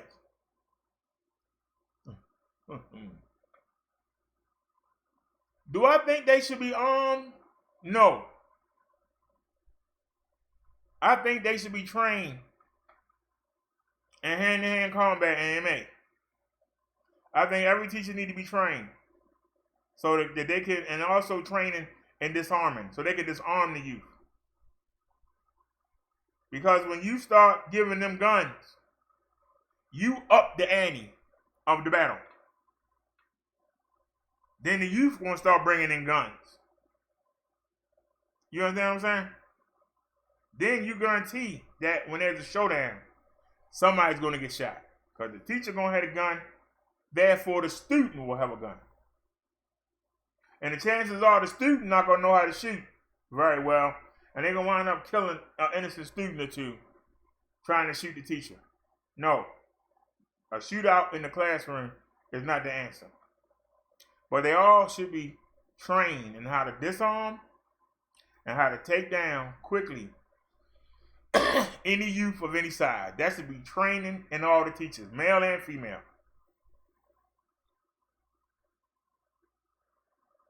Because when you have a weapon, it can be used against you if you don't have the courage to use it.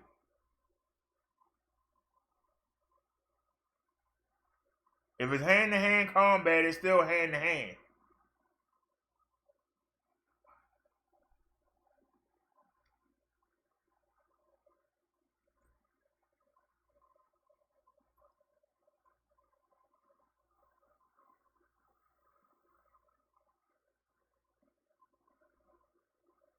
Roy, I'm sitting here doing this show.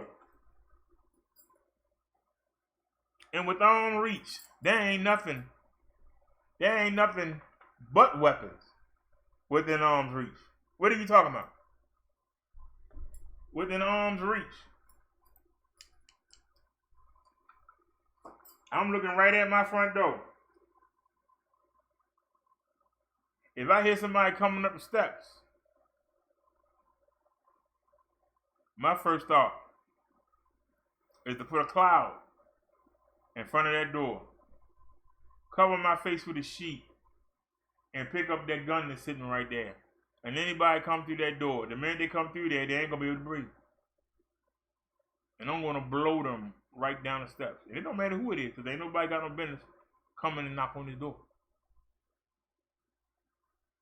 Ain't nobody got no business coming and knock on my door. So what are you talking about?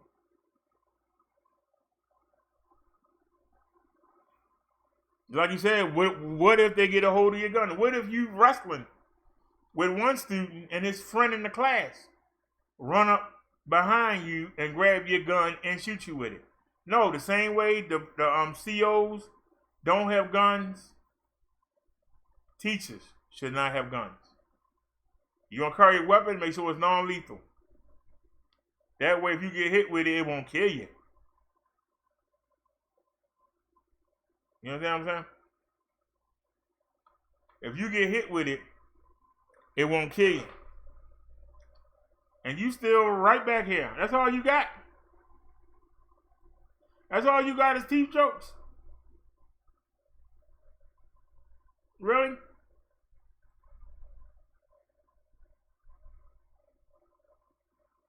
All right, Roy. Happy trails to you. Hopefully, we won't meet again. We so small, but you want to come mess us up. We know the devil's sending you over here. We know he's sending you over here. But we having a good conversation.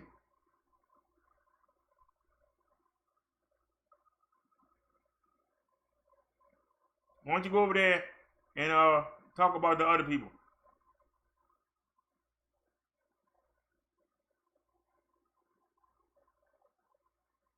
You got 5 people here. Okay? But it's 5 people that want to be here.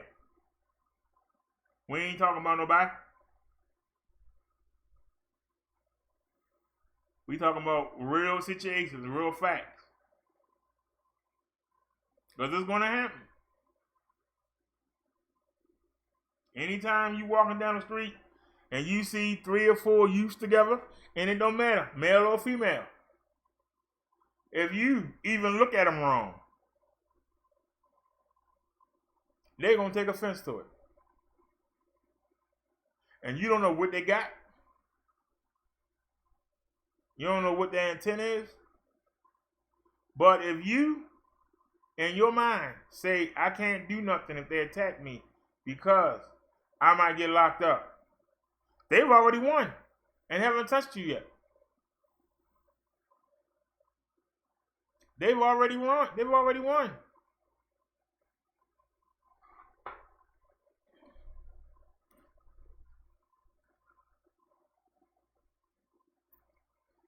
Liz, the one thing I can't figure out is, if you go by his own logic, it's 2 in the morning and we got 5 people here and we having a good conversation. Better conversation than most any other chat that he go to.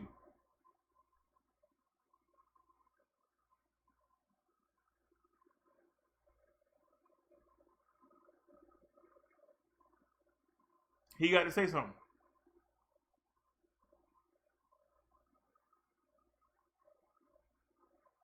He got to say something.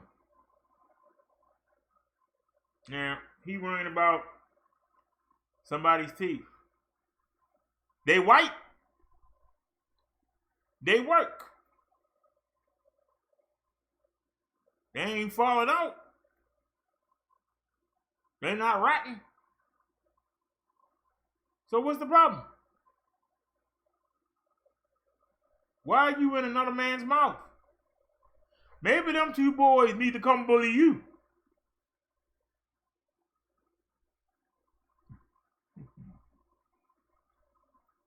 Yeah, it was a mistake.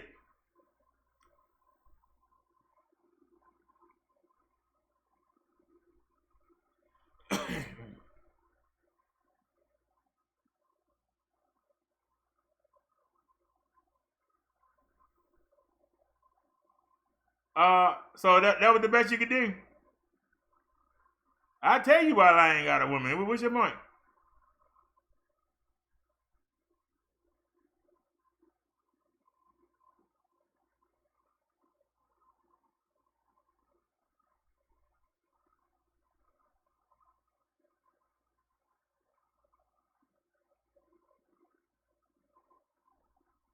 But it's okay, Roy. So your first insult was we only had 5 people here. Your second insult and third and fourth and fifth and sixth was about my teeth. So what else you got? What else you got, sir? What else you got? Oh, now you saying I don't have a woman. If I gotta get me a big old crusty face 400-pound woman, like some of these other YouTubers, nah, I'd rather stay single. You got a problem with that? If I gotta get one of these daggone ratchets, I'd rather stay single.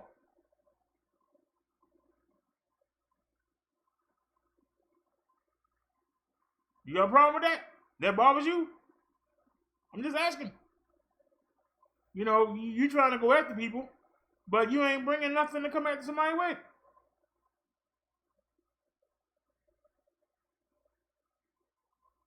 So you would go make fun of Tommy Sotomayor for still messing around with these ratchets. But somebody who said they'd rather wait till they meet a nice, wholesome woman, you make fun of them too. So how you win? Huh? If I was out there messing around with the half-dead, you would say, look at him messing with them half-dead women. But I keep myself clean and pure, and you say, oh, there's something wrong with him, see? Because he ain't got no half-dead woman. Well, which one is it? It can't be both. It can't be both. You know? That's why I say there's something wrong. It's really something wrong with the people in this world. The same way you trying to say this young man should let them boys beat the crap out of him and let them do whatever they want to do to him. And he can't defend himself. But when he do, we're going to lock him up.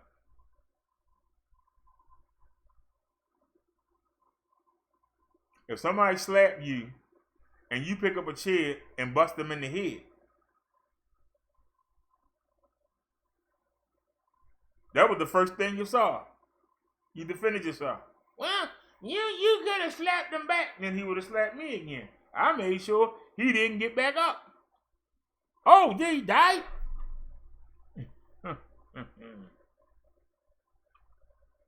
Did he die? Well, they're gonna shame. We'll tell everybody, don't do it. Let people be.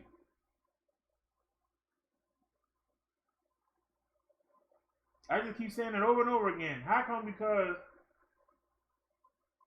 you supposed to do what you supposed to do, but the other person ain't got to do what they supposed to do. Now, suppose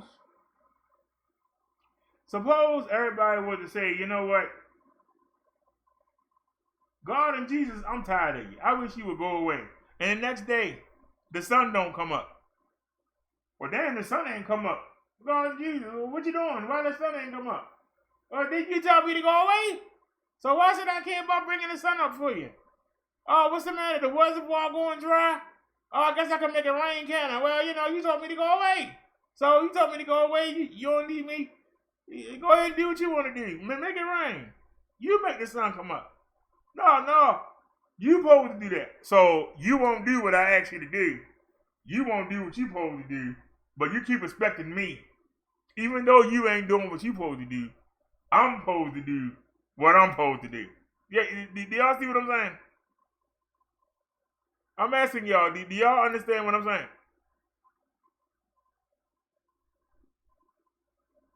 You supposed to stay on the straight and narrow. But they can do whatever they want to do.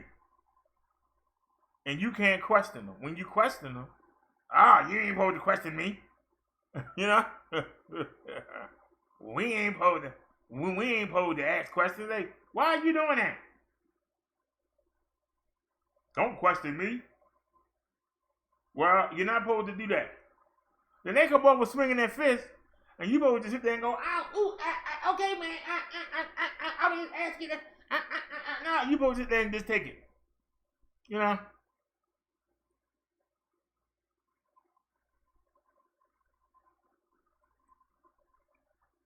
I don't care if you got 1 million accounts. That just means that I'm going to be full. Sorry, devil. You don't run nothing over here. Devil don't run nothing here. I don't care. If it's one person in there gonna check, we still gonna run the show. And it's still better than most of the crap that's on the internet right now. So what's your point? You ain't intimidating me. I ain't like other people. You can't hurt my feelings. If you can't look at me and see the spirit shining, I don't know what to tell you. But you need to activate yours. You don't see me glowing. You worrying about I've always had a bald head. What's your point? I just wore hats. I decided to stop wearing a hat. You got a problem with that?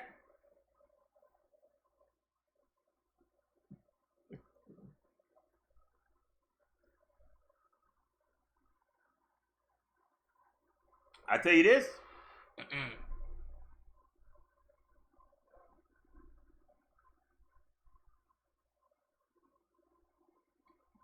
Sunday, I'm in the chat with 300 people in it. I'm the one that got timed out. I saw the man when he read my stuff. He went and picked something up in his hand. I was like, oh, Lord, what I done to that man? Next thing I know, I'm getting timed out. I didn't say nothing smart. I didn't say nothing ignorant. I said the truth. Then we came over here and went live and we told the truth.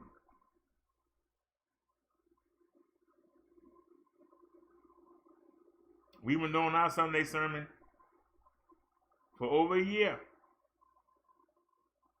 Way over a year. We ain't got challenged by nobody. Because I don't pick up no Bible. I ask the Holy Spirit to talk through me. How you going to stump the Holy Spirit? How do you stump the Holy Spirit?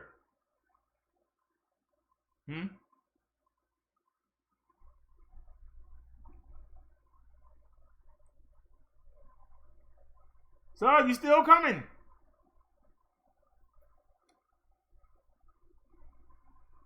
You the one that's pathetic. You still keep coming, sir? We over here minding our business and you can't handle it, can you? You can't handle it, can you? You expect somebody to get emotional and get all... Nope. I recognize a demonic spirit when I see it, and I feel sorry for you. But just because I feel sorry for you don't mean I'm going to let you get over on me. I can tell you that.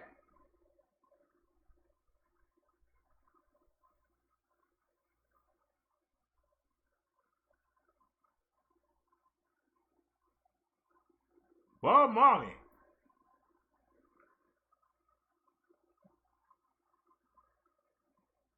Bob Marley made a lot of money. I wish I was popular like Bob Marley. How's that an insult? Call me Bob Marley. Say, man, we be jamming. Oh, no. I was wondering how I can get big. Get 1 million subs. Oh, yeah.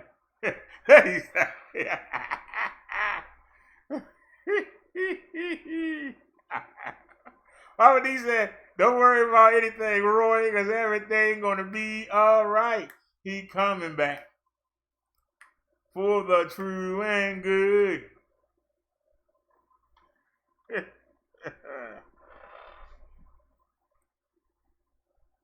You say because of how many people watch us, that determines. So what do you say when I tell you to look on this channel with only 300 subs on it? Yeah, we got a 4,300 video with just World Star on it. What do you say to that, Roy?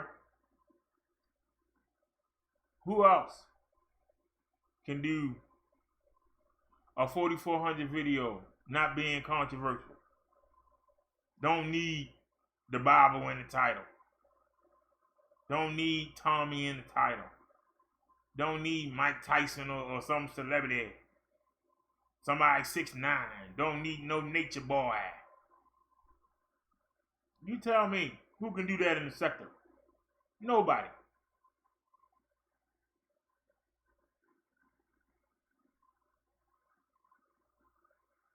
The only person who could come close would be a Tommy, a Tyreek.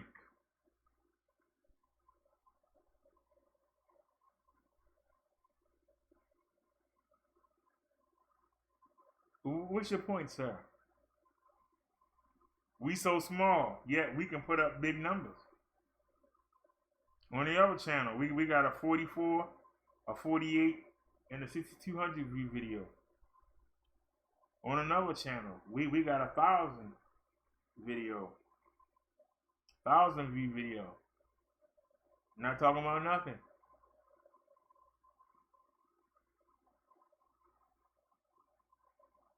Well, you got these people that got to talk about each other and got to expose and got to dox everybody to get y'all to watch them. How you explain that, Roy? How you explain the fact that we had 3 people in the chat and only 2 people commenting, and yet we still got 400 to 300 people to watch the video? How you explain that, sir? How you explain it?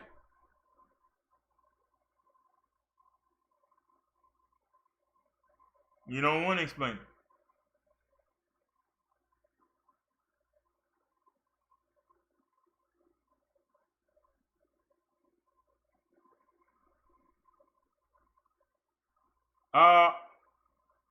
Who is he talking to?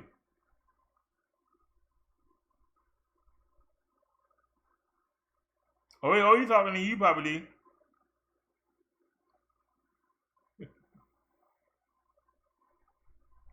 I don't understand why you don't go away, man. I mean, you know, you want to give us something to talk about, you know, we'll go ahead and take it. Since we ain't got nobody. We ain't got nobody over here. Don't nobody watch us.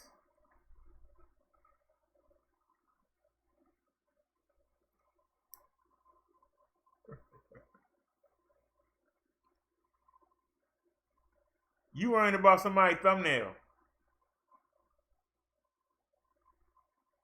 I give you this challenge. The next time Tommy on, I guarantee you 75% of the people in that chat room, ain't not none of them got more than 10 subs. I bet you 70% of them people got 10 subs or less on that channel. Most of them ain't got none. Because they troll channels. We don't want trolls.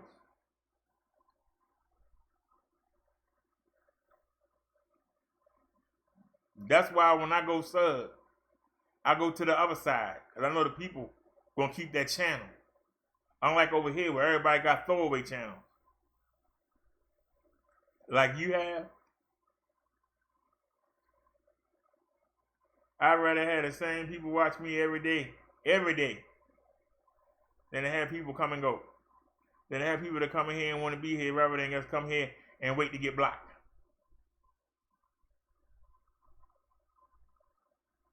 It irks me when we got 15 people in the room and only 5 of them chatting. What the rest of them doing? But somebody like you would be like, I got 30 people here. And only 5 of them chatting. I got 200 people here. And only 10 of them chatting. Well, what the other 100 and something doing? Why did that make you feel good? And then the majority of them, they throw away troll channels. How did that make you feel good? I'm just asking. Because all we got to do is talk about somebody and the numbers go through the roof. But we better than that. I don't want to have to depend on somebody else. Well, let's go see. What you want me to do with Steve? Let's go see what Poppy doing today. Let's go see what Sarnetta doing today. Let's go see what Tommy doing today. I don't want my show to be that way. I'd rather go see what's going on in the news.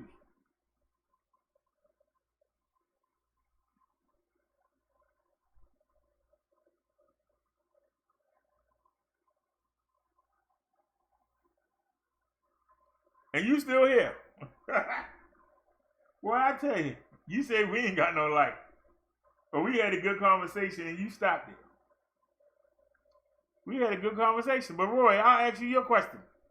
I'm going to ask you. What is your opinion? If you getting banked, should you be allowed to defend yourself or should you sit there and let them bank you and pray they don't kill you or cripple you? I'll give you the floor. Come on, Roy.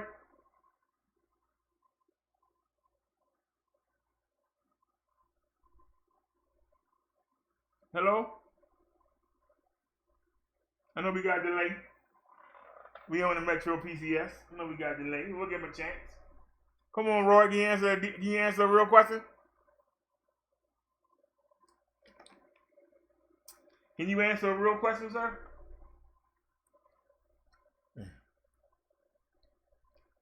I said, if a young man is getting banked and the other two are putting their hands on him, should he be able to defend himself, or should he lie there, take that whooping, and pray they don't kill him? That's the question. What's your opinion?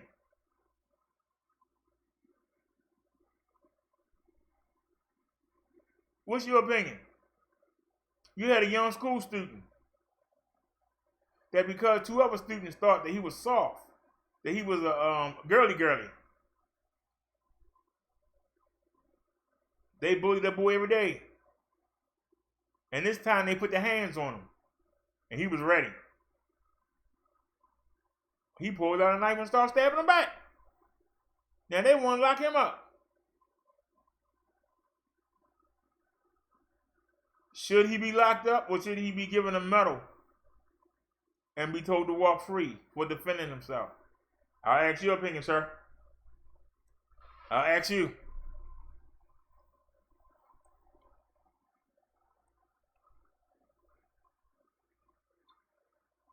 Well, they're going to charge him. Because the families of the two bullies are putting pressure on the prosecutor.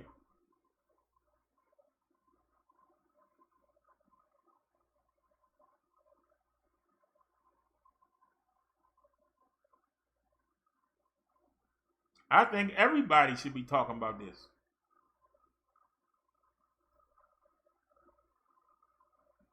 Most of us have kids. Those of us that don't got nieces and nephews. You got neighbors. Every time they walk in that school, this could be them.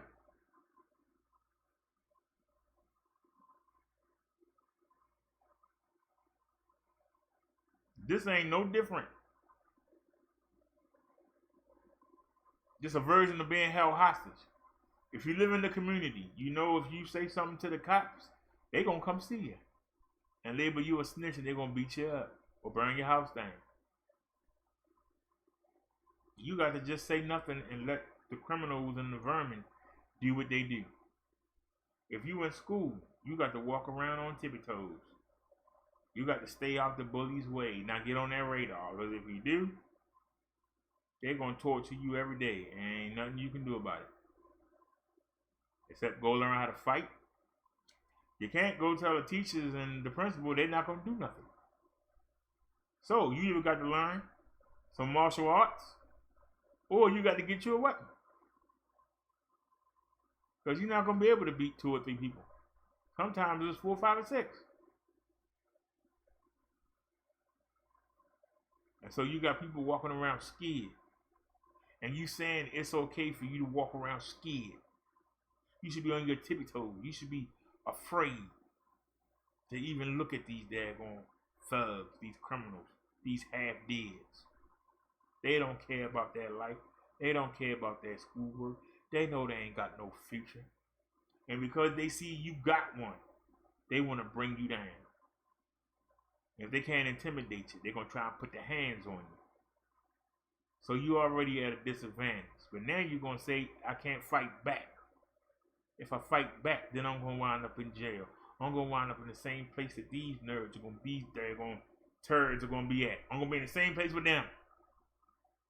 If I fight back. If I don't fight back, I got to get beat up by them every day. And even when I get out of school, I get to college, I can't go nowhere off campus. I surely can't wear my daggone sweater, because they're going to come mess with me. When I get a job, I sure can't go to the car wash, because they're going to come mess with me. I can't take a woman to the club. They're going to come mess with me. Wherever I go, even to daggone Walmart, Target, can't even go to the mall. They going to come mess with you. And we probably just let them push you around and just let them knock you down the escalator and let them embarrass you in front of your woman and in front of your kids and you supposed to just sit there and take it. When do us regular folk, when do the good people get to fight back? Why we got to always be in the background? Why we got to always be quiet? Why we got to always bow and keep our mouth shut and pretend we don't see stuff? Why? When does it stop? So I'm asking you, Roy, you got an answer for that, sir. Since you got so much to talk about, do you have an answer for that, sir?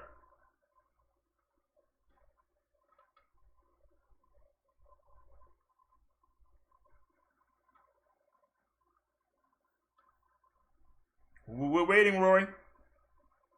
You have an answer?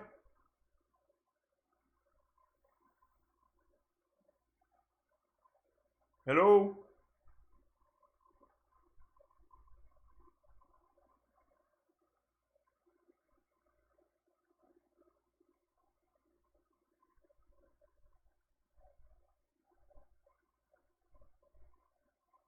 Hello? Mr. Roy Rogers, where you at?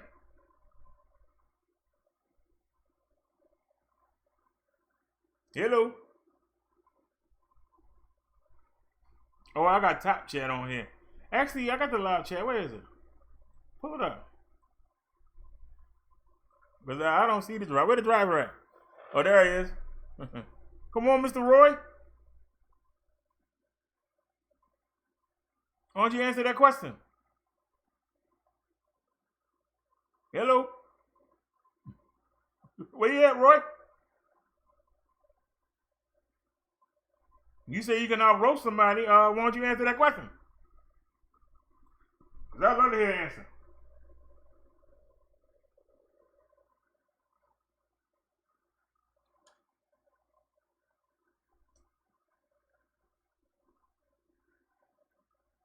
Can anybody in the sector answer that question? Anybody?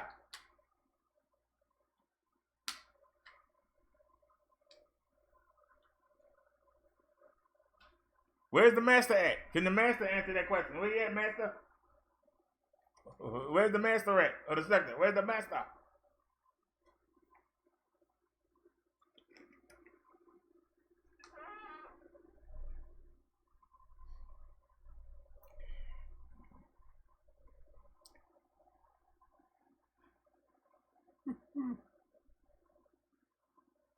Hello? Where you go? You run out of accounts? Do I need to unblock one?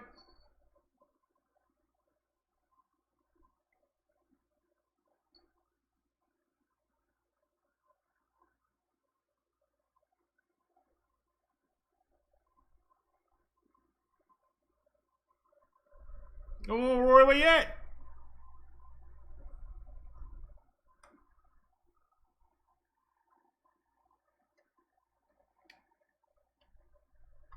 Where you at? You on Google? You over there in Young Pharaoh chat? Trying to get an answer out of him? You call Tommy? Try to get an answer out of him?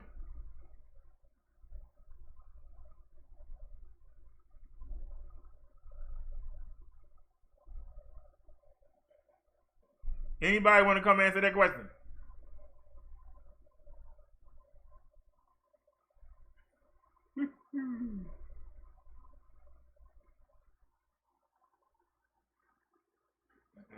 Come on, Roy. Come on, my boy Roy.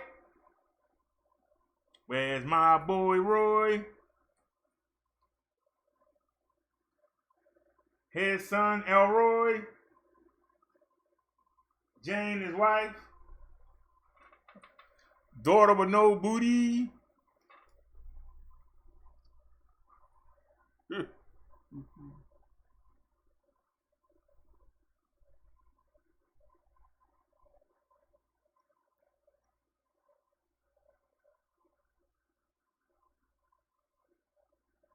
You worrying about how many people here? Why don't you worry about the content that we have?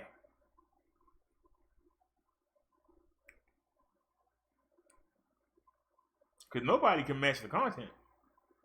Nobody can match the logic.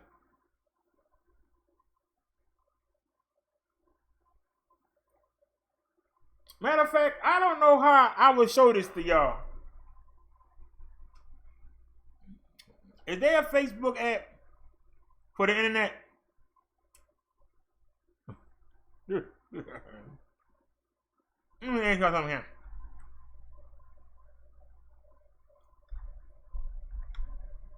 Can we go on Facebook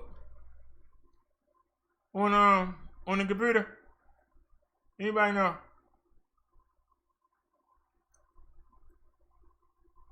All right, y'all. I'm gonna block the screen for a second. Let me put the music on. Give me a second, y'all. Now, I want to show y'all something. I haven't shown this. I haven't shown this in months.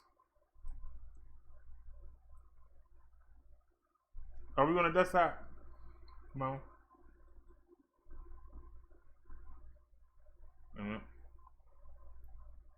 Where is it? Hold on, how did I miss it? I know we got it. There it is. Give me a second, y'all. I'm gonna put some music on for y'all. I want to show y'all something.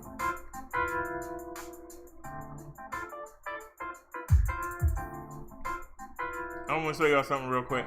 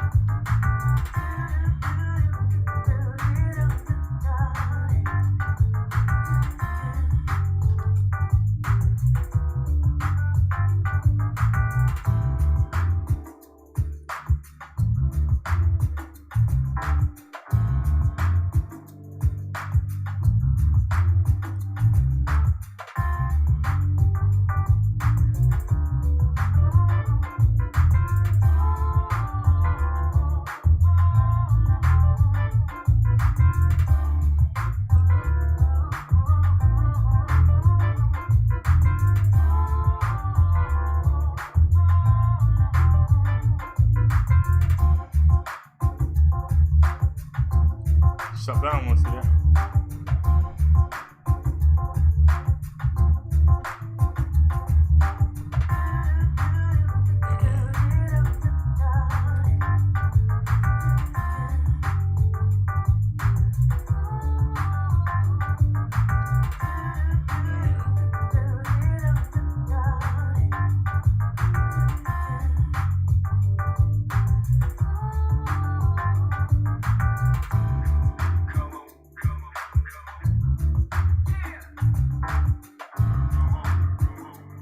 Oh, I see it.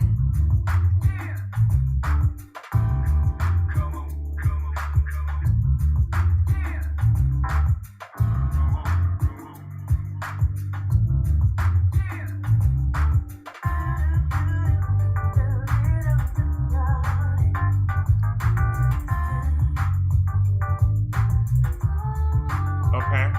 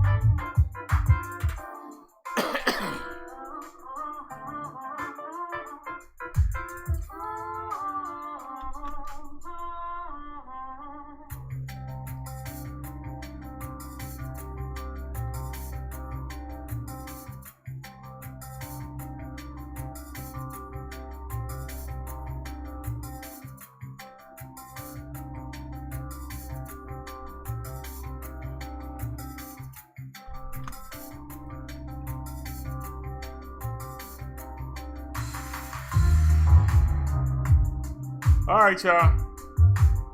I just picked two of the conversation. Now I got to show them without y'all saying them.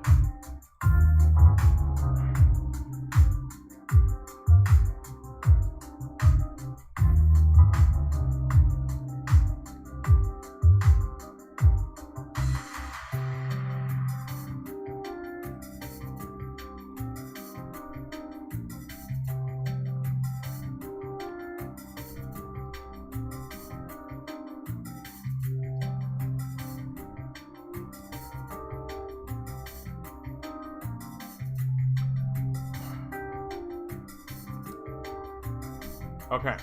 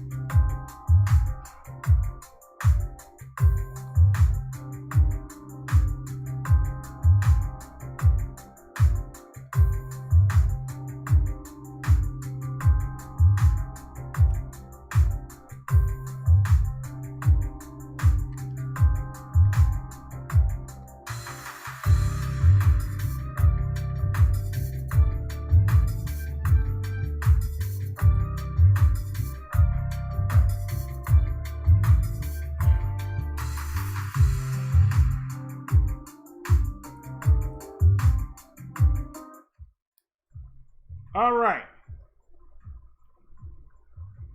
Can y'all see this on your screen?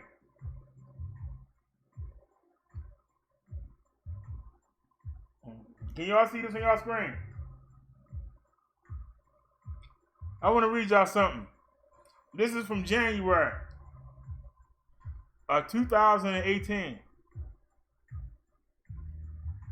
Y'all can see. It says Tommy Sotomayor 3. We're going to make this bigger.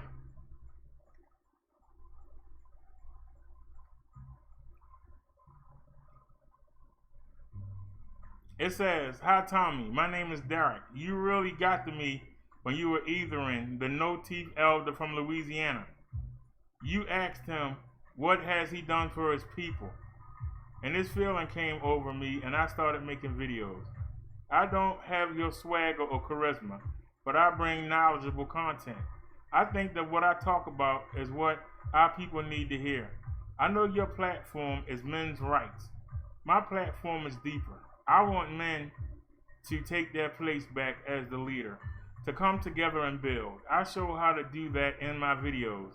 I ask the celebrities to come back and invest in our communities and to usher the ratchets that make our neighborhoods, and to usher out the ratchets to make our neighborhoods safer. I give detailed answers on everything I say. No one else on YouTube does what I do. I purposely have not contacted you at all because I wanted to at least pass 1,000 subscribers. I must be doing something wrong because I only get hits when I talk about other YouTubers. I don't want to. And hold on a second. Let me go back in and pull the other part out.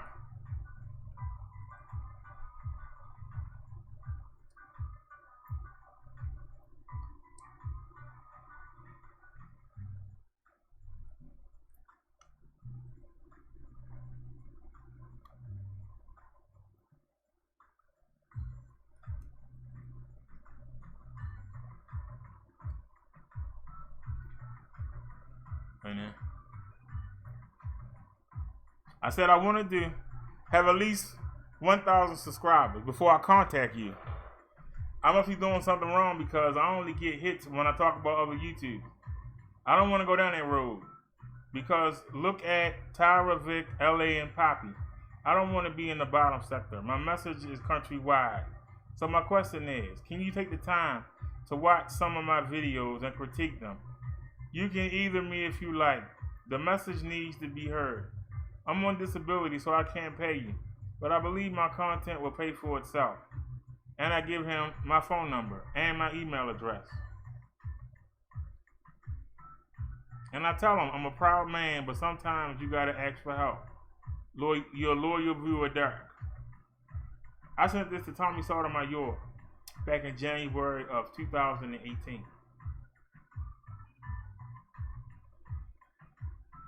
I haven't changed not one thing I said since then.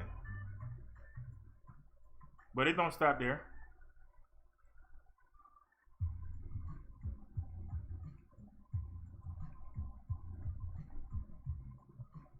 I sent him videos.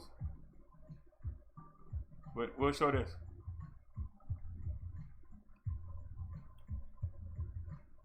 Oh my goodness, Tommy. I should not have made that video about True Freeman. His followers are off the chain. I shut each and one of them down. And I got them to start making their own content. So that's a good thing, right? Anyway, my question was, should I ride this wave or stick to the good information that no one watches? Please respond. Another thing, I'm getting your notifications 50 minutes into your live shows. So if my comments seem late, it's because of that. Have you heard from the elder that you either? He was making videos, then suddenly stopped. I hope he's all right. If not for y'all too, I wouldn't be making videos. Have a good one, Tommy. Peace.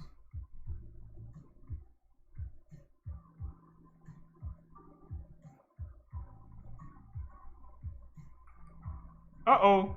Was y'all able to see that? Yeah, y'all can see it. It's over top of this. Okay.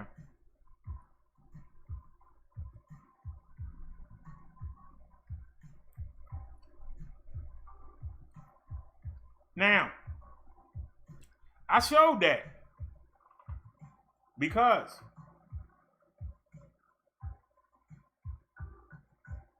I reached out and I was willing to show that man everything that I was shown and to let him take the credit for it. And he wouldn't do it. Not one response. But we sit here much better off than we was back then. I ain't changed not one word. The same stuff I say today, I said back then. You go watch any video. I haven't changed my stance on anything. The same thing I say today, you can go look at an old video. It's the same thing. I don't change. Platform hasn't changed.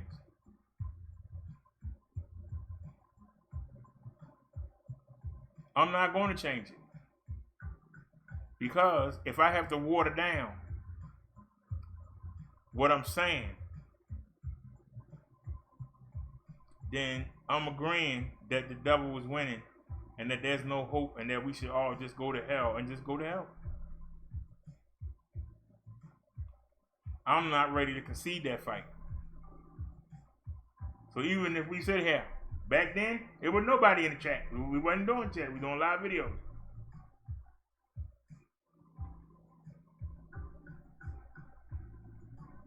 If the best we could do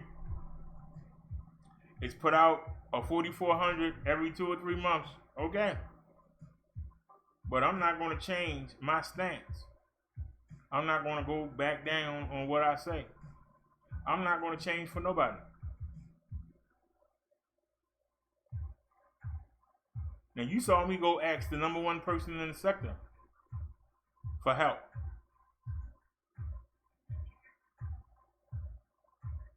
And I wish I had the screenshots. Because I was sent screenshots where he didn't respond to me on the messenger. But he responded in somebody else's chat. And all he could say was the same thing that Roy said. Look at your teeth. That was his answer. So while he messing around with all these other half-deads that ain't got nothing to say, unless they cracking on somebody, he had first crack. And he didn't take it. And there's somebody who had a chance. I was a young man. I was 10 years old. And I was privy to a conversation where somebody was trying to buy a McDonald's when they were starting out. There's only a handful of them. And the guy was looking for $1,000. And I was a young man. I was saving for me a car. I wasn't thinking about no damn McDonald's. And guess what? If I would have done that, I would have owned part of a McDonald's franchise and would have a lot of money right now. I didn't do it. Well, Tommy Sotomayor had that information, and he didn't want it. Every time I see a McDonald's, I got to wonder. Every time we see one of my videos, he got to wonder. Because all the people that he picked up, don't none of them bring it like I bring it. None of them. So, Mr. Roy, say what you said again. Because guess what? He said the same thing. He didn't say it to me. He said it in somebody else's chat. And somebody sent me the screenshots of that. That's the reason why I left True Freeman alone. I've never denied it. But his answer was the same thing you said. My teeth. I sent him 4 videos. His answer was your teeth. Not anything in the video. Didn't say nothing was wrong with the video. Didn't say I didn't have talent. Didn't say none of that. Couldn't get past. Teeth. So even the so-called top dog of the sector make mistakes.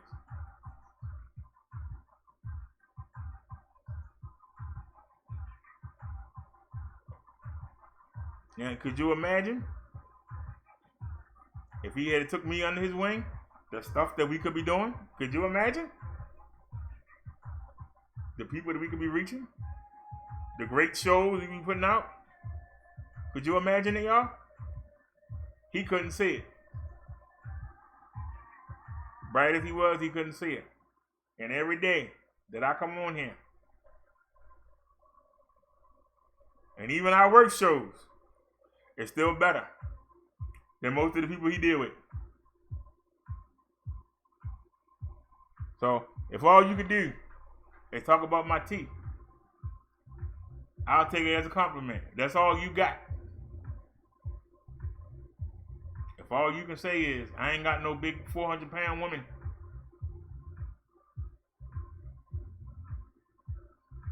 with tattoos on her, I'll take it. If that's the best you got. Because you sure can't roast me. Not with that.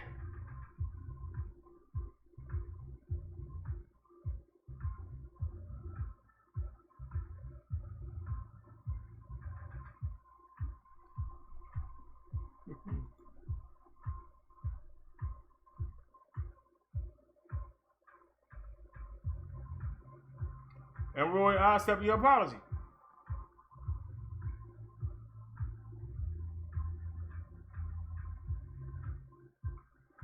But I ask you again, suppose Tommy had brought me into the network. Could you imagine the stuff that we could be doing? Could you imagine it? I ask you. Could you imagine it?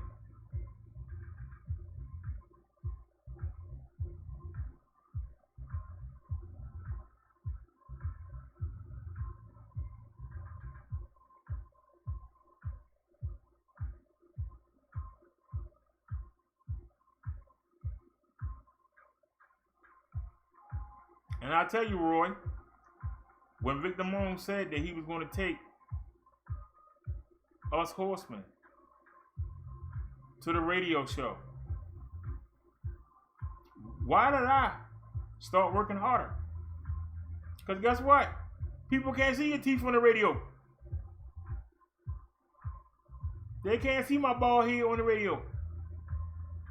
They can't see I'm fat on the radio. They would have to go on what I say. And what I say is good. A whole lot better than the other ones he was bringing. We didn't need. I don't need to talk about True Freeman. I don't need to talk about no Tommy Sotomayor. I don't need to talk about no Nutwood. I can fill a 4-hour slot every day. We come here and we do 5-hour shows every day. Why can't I go on the radio? We've done 24-hour streams and still kept people here. Why can't I go on the radio and do it? That's why I asked Victor Moan, why you keep backing losers? You think I'm joking when I say that? You think why I laugh at Tommy, why he keep putting his time into these people, and they wind up turning against him because they can't get no jizz. They don't have no talent, so they gotta talk about him just to get people to watch him. So they gotta turn on him. I just sit back and just chuckle.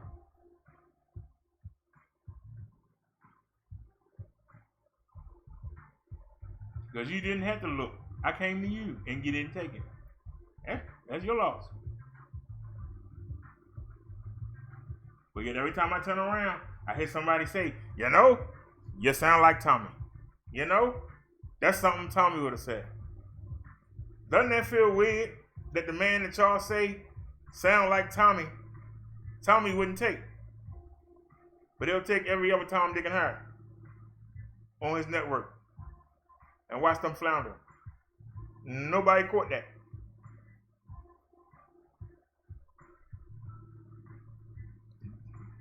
Nobody caught that.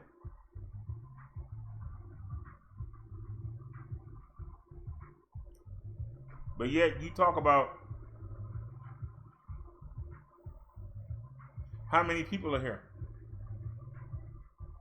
It's a lot more people that was here back then. So we doing something right. We can still bust out a 300 and 400 view show. We can still bust out a 4,000 view show.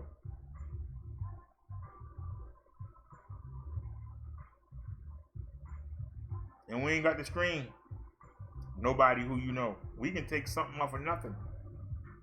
You know?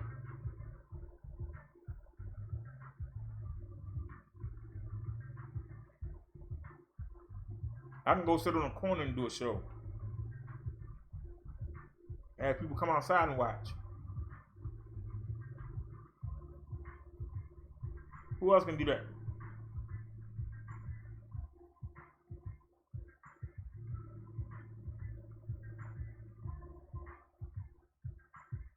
Even when I'm doing my mobile lives, people come up to me. I'm not famous, but I got something.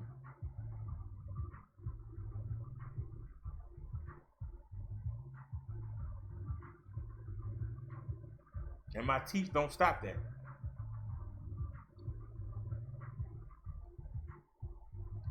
You know? So, you say you want to roast me, well, where you want to start at?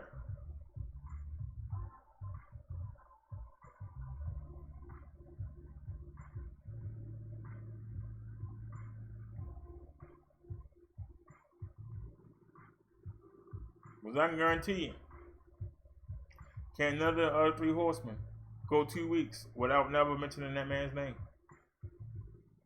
in that show? I guarantee you. And if it ain't his, then it's True's.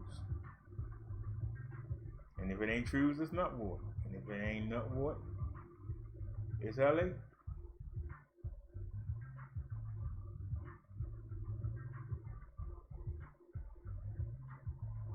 I ain't gotta mention none of them and still put on a good show. That's what separates me from them. Would I get more views if I did? Yes. But then I would be no different than them.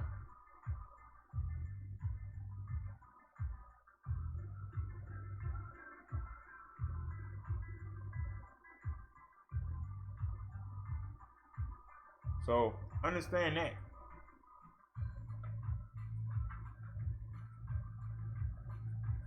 Because now, it's not about getting a one-on-one. It's about proving that with this ugly mug, I can still come here and put on a better show. And every show ain't got to be black women-ish.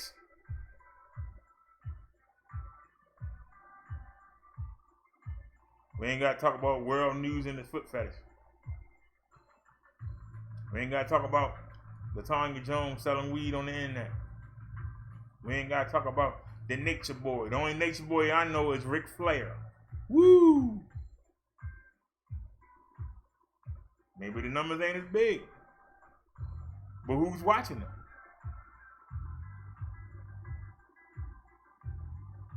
Bunch of people with fake accounts.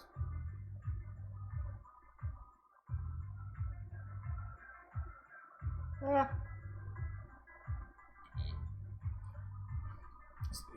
So, Mr. Warrior, was you going to answer the question? What can we do to start fixing our men, women, and children? How can we start improving our schools? You know that there are thousands upon thousands of kids that go to school every day scared to death.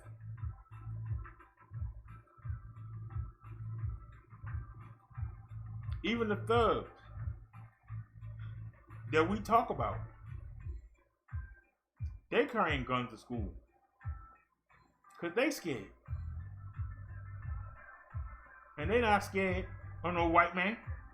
They not scared of no Asians. They scared of somebody that look just like them.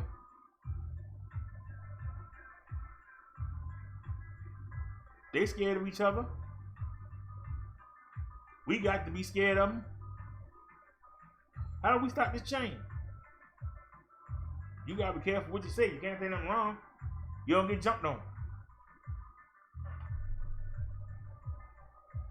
I can tell you right now, I can sit here and call my mayor anything I want to call him.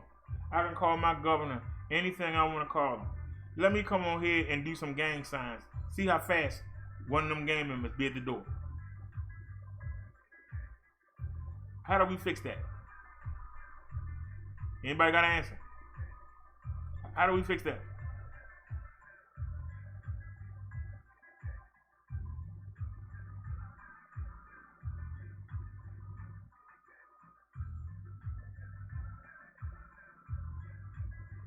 How do you tell a young man that'll tell you, I don't expect to make it to age 25? How do you tell them about going to school and getting a job and getting a car and having a family? They trying to hurry up and knock somebody up so they can say they left something in this world. That's why they knocking up these young girls, so they can have babies, so at least they can say they leaving something in this world, because they expecting to go before the age of 25. They on the fast track. They ain't got time to be kids. They ain't got time to play with the G.I. Joe. They ain't got time for the video games. They got to hurry up and live, because they don't expect to make it. How do I tell them they can grow old and be married and die at 70 when they thinking they're gonna die at 25? How do you put any kind of hope in that person? How do you put any kind of long-lasting anything in them? They looking at you like, man, I'm gonna die at 25. Man, what are you talking about? I might walk outside tomorrow and die. I might step right on the corner and get shot.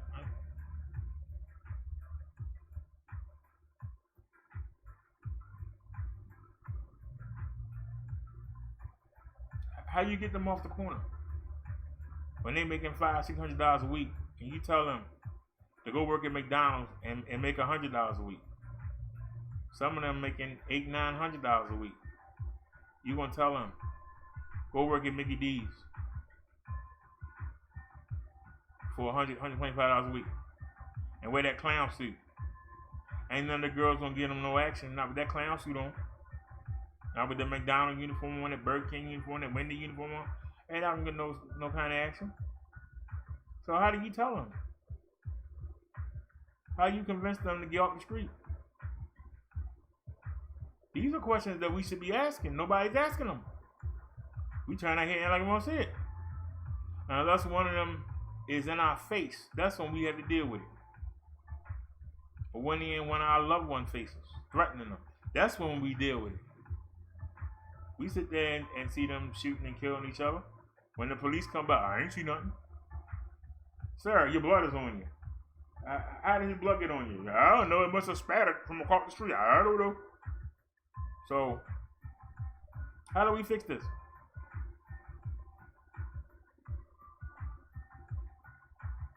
I got some ideas, but nobody want to listen. I got some ideas, but nobody don't want to do nothing. What good is the idea? I can give you the idea, but somebody got to execute it. Everybody want to talk. And I can give you a whole line of YouTubers that's bigger than me, and all they do is sit there and talk and say the same thing. But when you say, hey, here's a solution, they get quiet.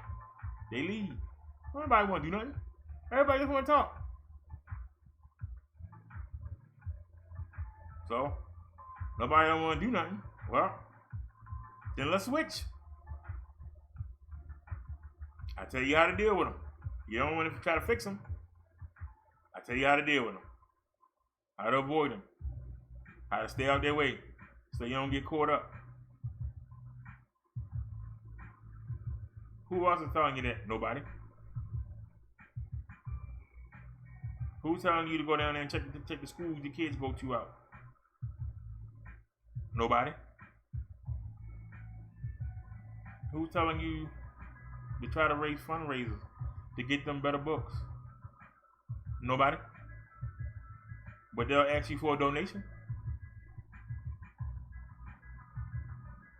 But they won't tell you nothing that you could do right now to make your situation better.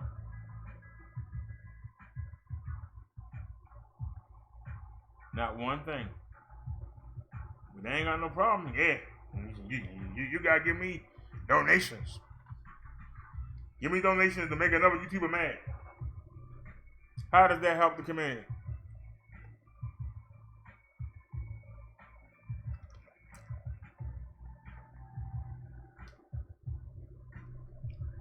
I've done hundreds of shows and ain't got a donation. But I gave plenty of information out.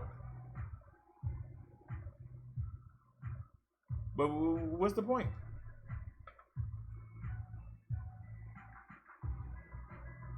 Hopefully, one day, a generation will see these videos and say, hey, I got a launching point for us. This is how we can get started. That's why I'm here every day. I'm not here for donations. I ain't gonna lie and say they don't make your life easier. They do. That's not why I'm here. I'm not here for no views. It's nice when we get them, but that's not why I'm here. I'm not here for no subs, but it's nice to have them. So you ain't got to use that Streamlabs. We're not here to make a living off of YouTube. That's what separates me from 98% of the people on here. They want to make a living, or they want the attention.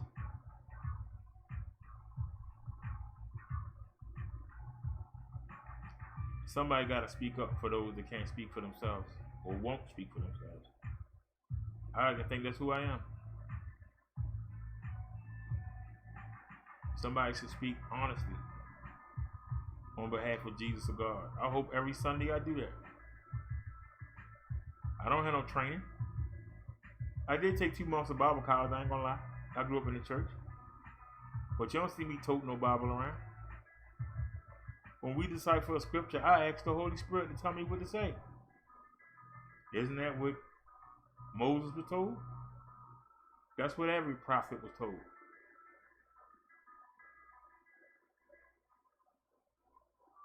I'm not calling myself a prophet, but I know I imitate them. I do what they do.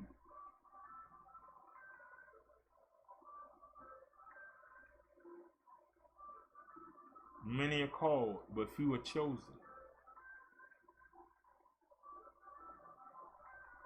When Jesus went to his hometown, didn't matter what miracle he did, he was still little Jesus. He was little J. Give me a little J, yeah. Didn't get no respect. So I don't expect to get no respect. I don't expect nobody to come run behind me.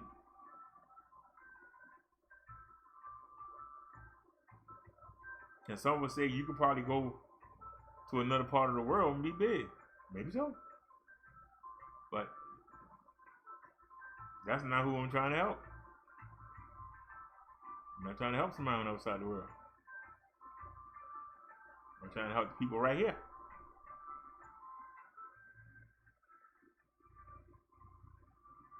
And, like I said, along the way, I got a family. I consider each one of y'all a part of my family. Somebody could take that word and replace it with disciples.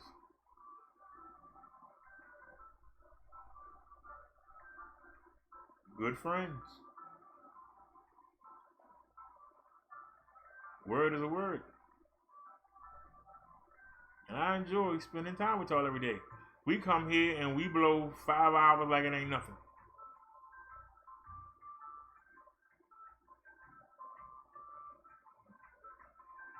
Other YouTubers are saying, I ain't mean to be here this long. We ain't gone over an hour. I've been on too long. I come on with y'all and time fly. It's going on 3 in the morning. Maybe that's why I ain't make my appointment. I like to sit up with y'all, but at least it wasn't a good appointment. I won't complain about it. I can reschedule it. It's a nutritionist. Who cares? You know, they still won't pay for me to get a glucose meter. But I found one. I had one in the closet. I had a dream. And it says, you got one right in the closet. I was like, man, I don't want to start that crap. We still ain't made it to the Family Dollar to get the book yet. We need a book for the Family Feud. I need a book to start taking these readings twice a day. I'm going to stick my finger twice a day and get the blood reading. I don't want to, but I'm going to. I really don't want to do it, but it is what it is. Sometimes you got to do what you don't want to do. You know?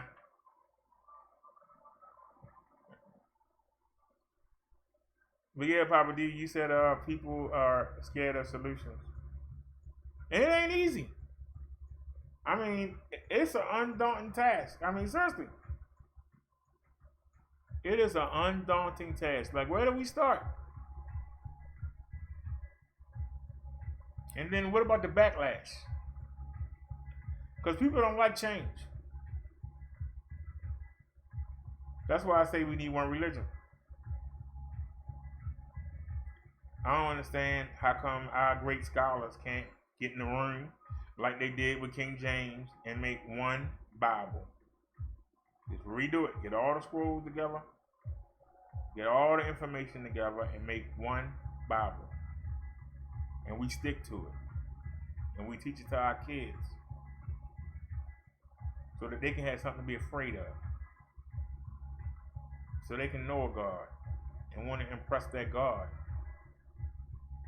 So they can fear something that they can't grab, that they can't touch, that they can't see. That's where you start with the kids.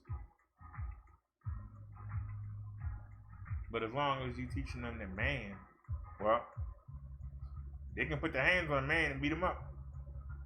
Why should they respect a man? They can pick up a gun and shoot a man. Or get a knife and stab him. Why should they respect the man? They gotta respect something that they can't beat. Something that they can't see. And you gotta instill it from the youth. Same way a gymnast. It's hard to teach an adult to be a gymnast. A little kid will love you so much he'll trust you. You can tell them, get up on that beam and jump around. You won't fall. They'll believe you. When they get older, you want me to do what? I ain't jump. What? You know what I'm saying, y'all? See, when you listen to me, you get common sense. You get things you can understand. You can almost say, you know what? We can do this. But, you know, we don't have the backing of anybody. So, but I still come here every day.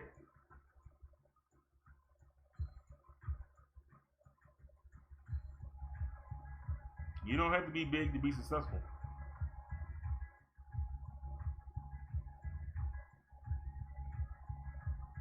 Like I say, I enjoy coming every day. So, did anybody hear any good news? Nobody never answered the question. Anybody hear any good news?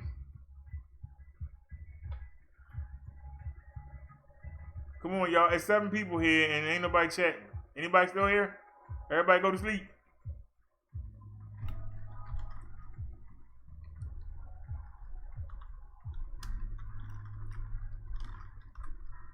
Anyone woke?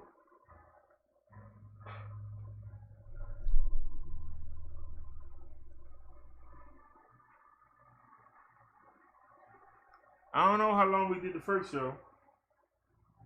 Let me go take a look. Oh, come on, y'all, now. I only got 1 thumbs up. Give me some thumbs up. Wake up, y'all.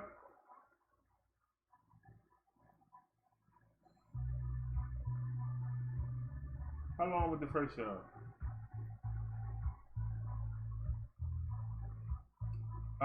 The first show was 1 hour and 14. We was outside. Then we did another hour. And we going on 3.5. So we definitely put the time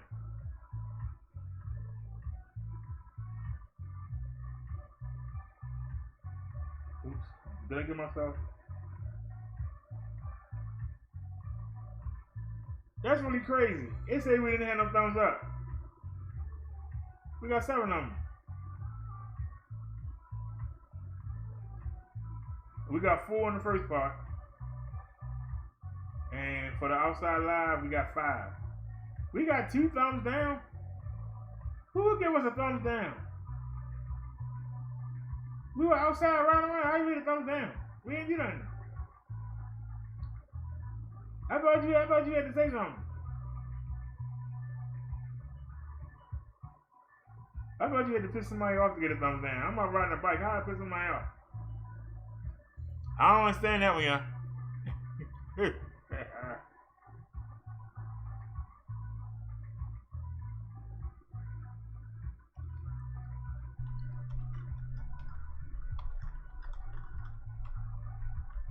Hello, anyone here?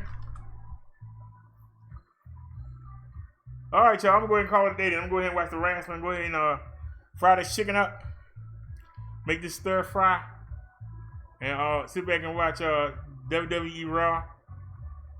I noticed JD just put out his report on it, so I gotta watch it first so I can see his take on it. See if I agree. I appreciate everybody that come by. I appreciate everyone that comes by. Because you can go somewhere else. I appreciate you coming to see me. And I look forward to tomorrow. Because I'm trying to think of where I might go tomorrow. Might try to switch it up a little bit. We'll have to see how the weather is, how I feel. But anyway, y'all have a great night. It's 3 in the morning. And I will see y'all tomorrow. Because ain't no need in going for the time. Because we don't get our channel back. We don't get our channel back to the 23rd. So we'll keep rocking on this one. And like I said, we're going to keep streaming. We're going to be doing our videos and stuff on this channel. But we're going to do the mobile lives on the big channel.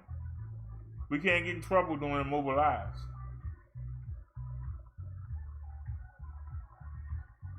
We won't get in trouble that way. And we're going to do that until August 15th. So we're not going to have a regular show until August the 15th. When that first strike clear. Then we'll come back. Hold on, it look like somebody said something. Why they showing up behind my head? Well, hey, what's going on, Snazzy? You have a good night. Yeah, I'm going to get out of here. I appreciate you rocking with me. I appreciate everybody to watch. I know y'all like to hear that hooting and hollering and all that stuff, but I try to give y'all something different. So, everybody have a blessed night, and I will see y'all tomorrow, God willing. We'll be here tomorrow. Y'all have a blessed one. Peace, everybody.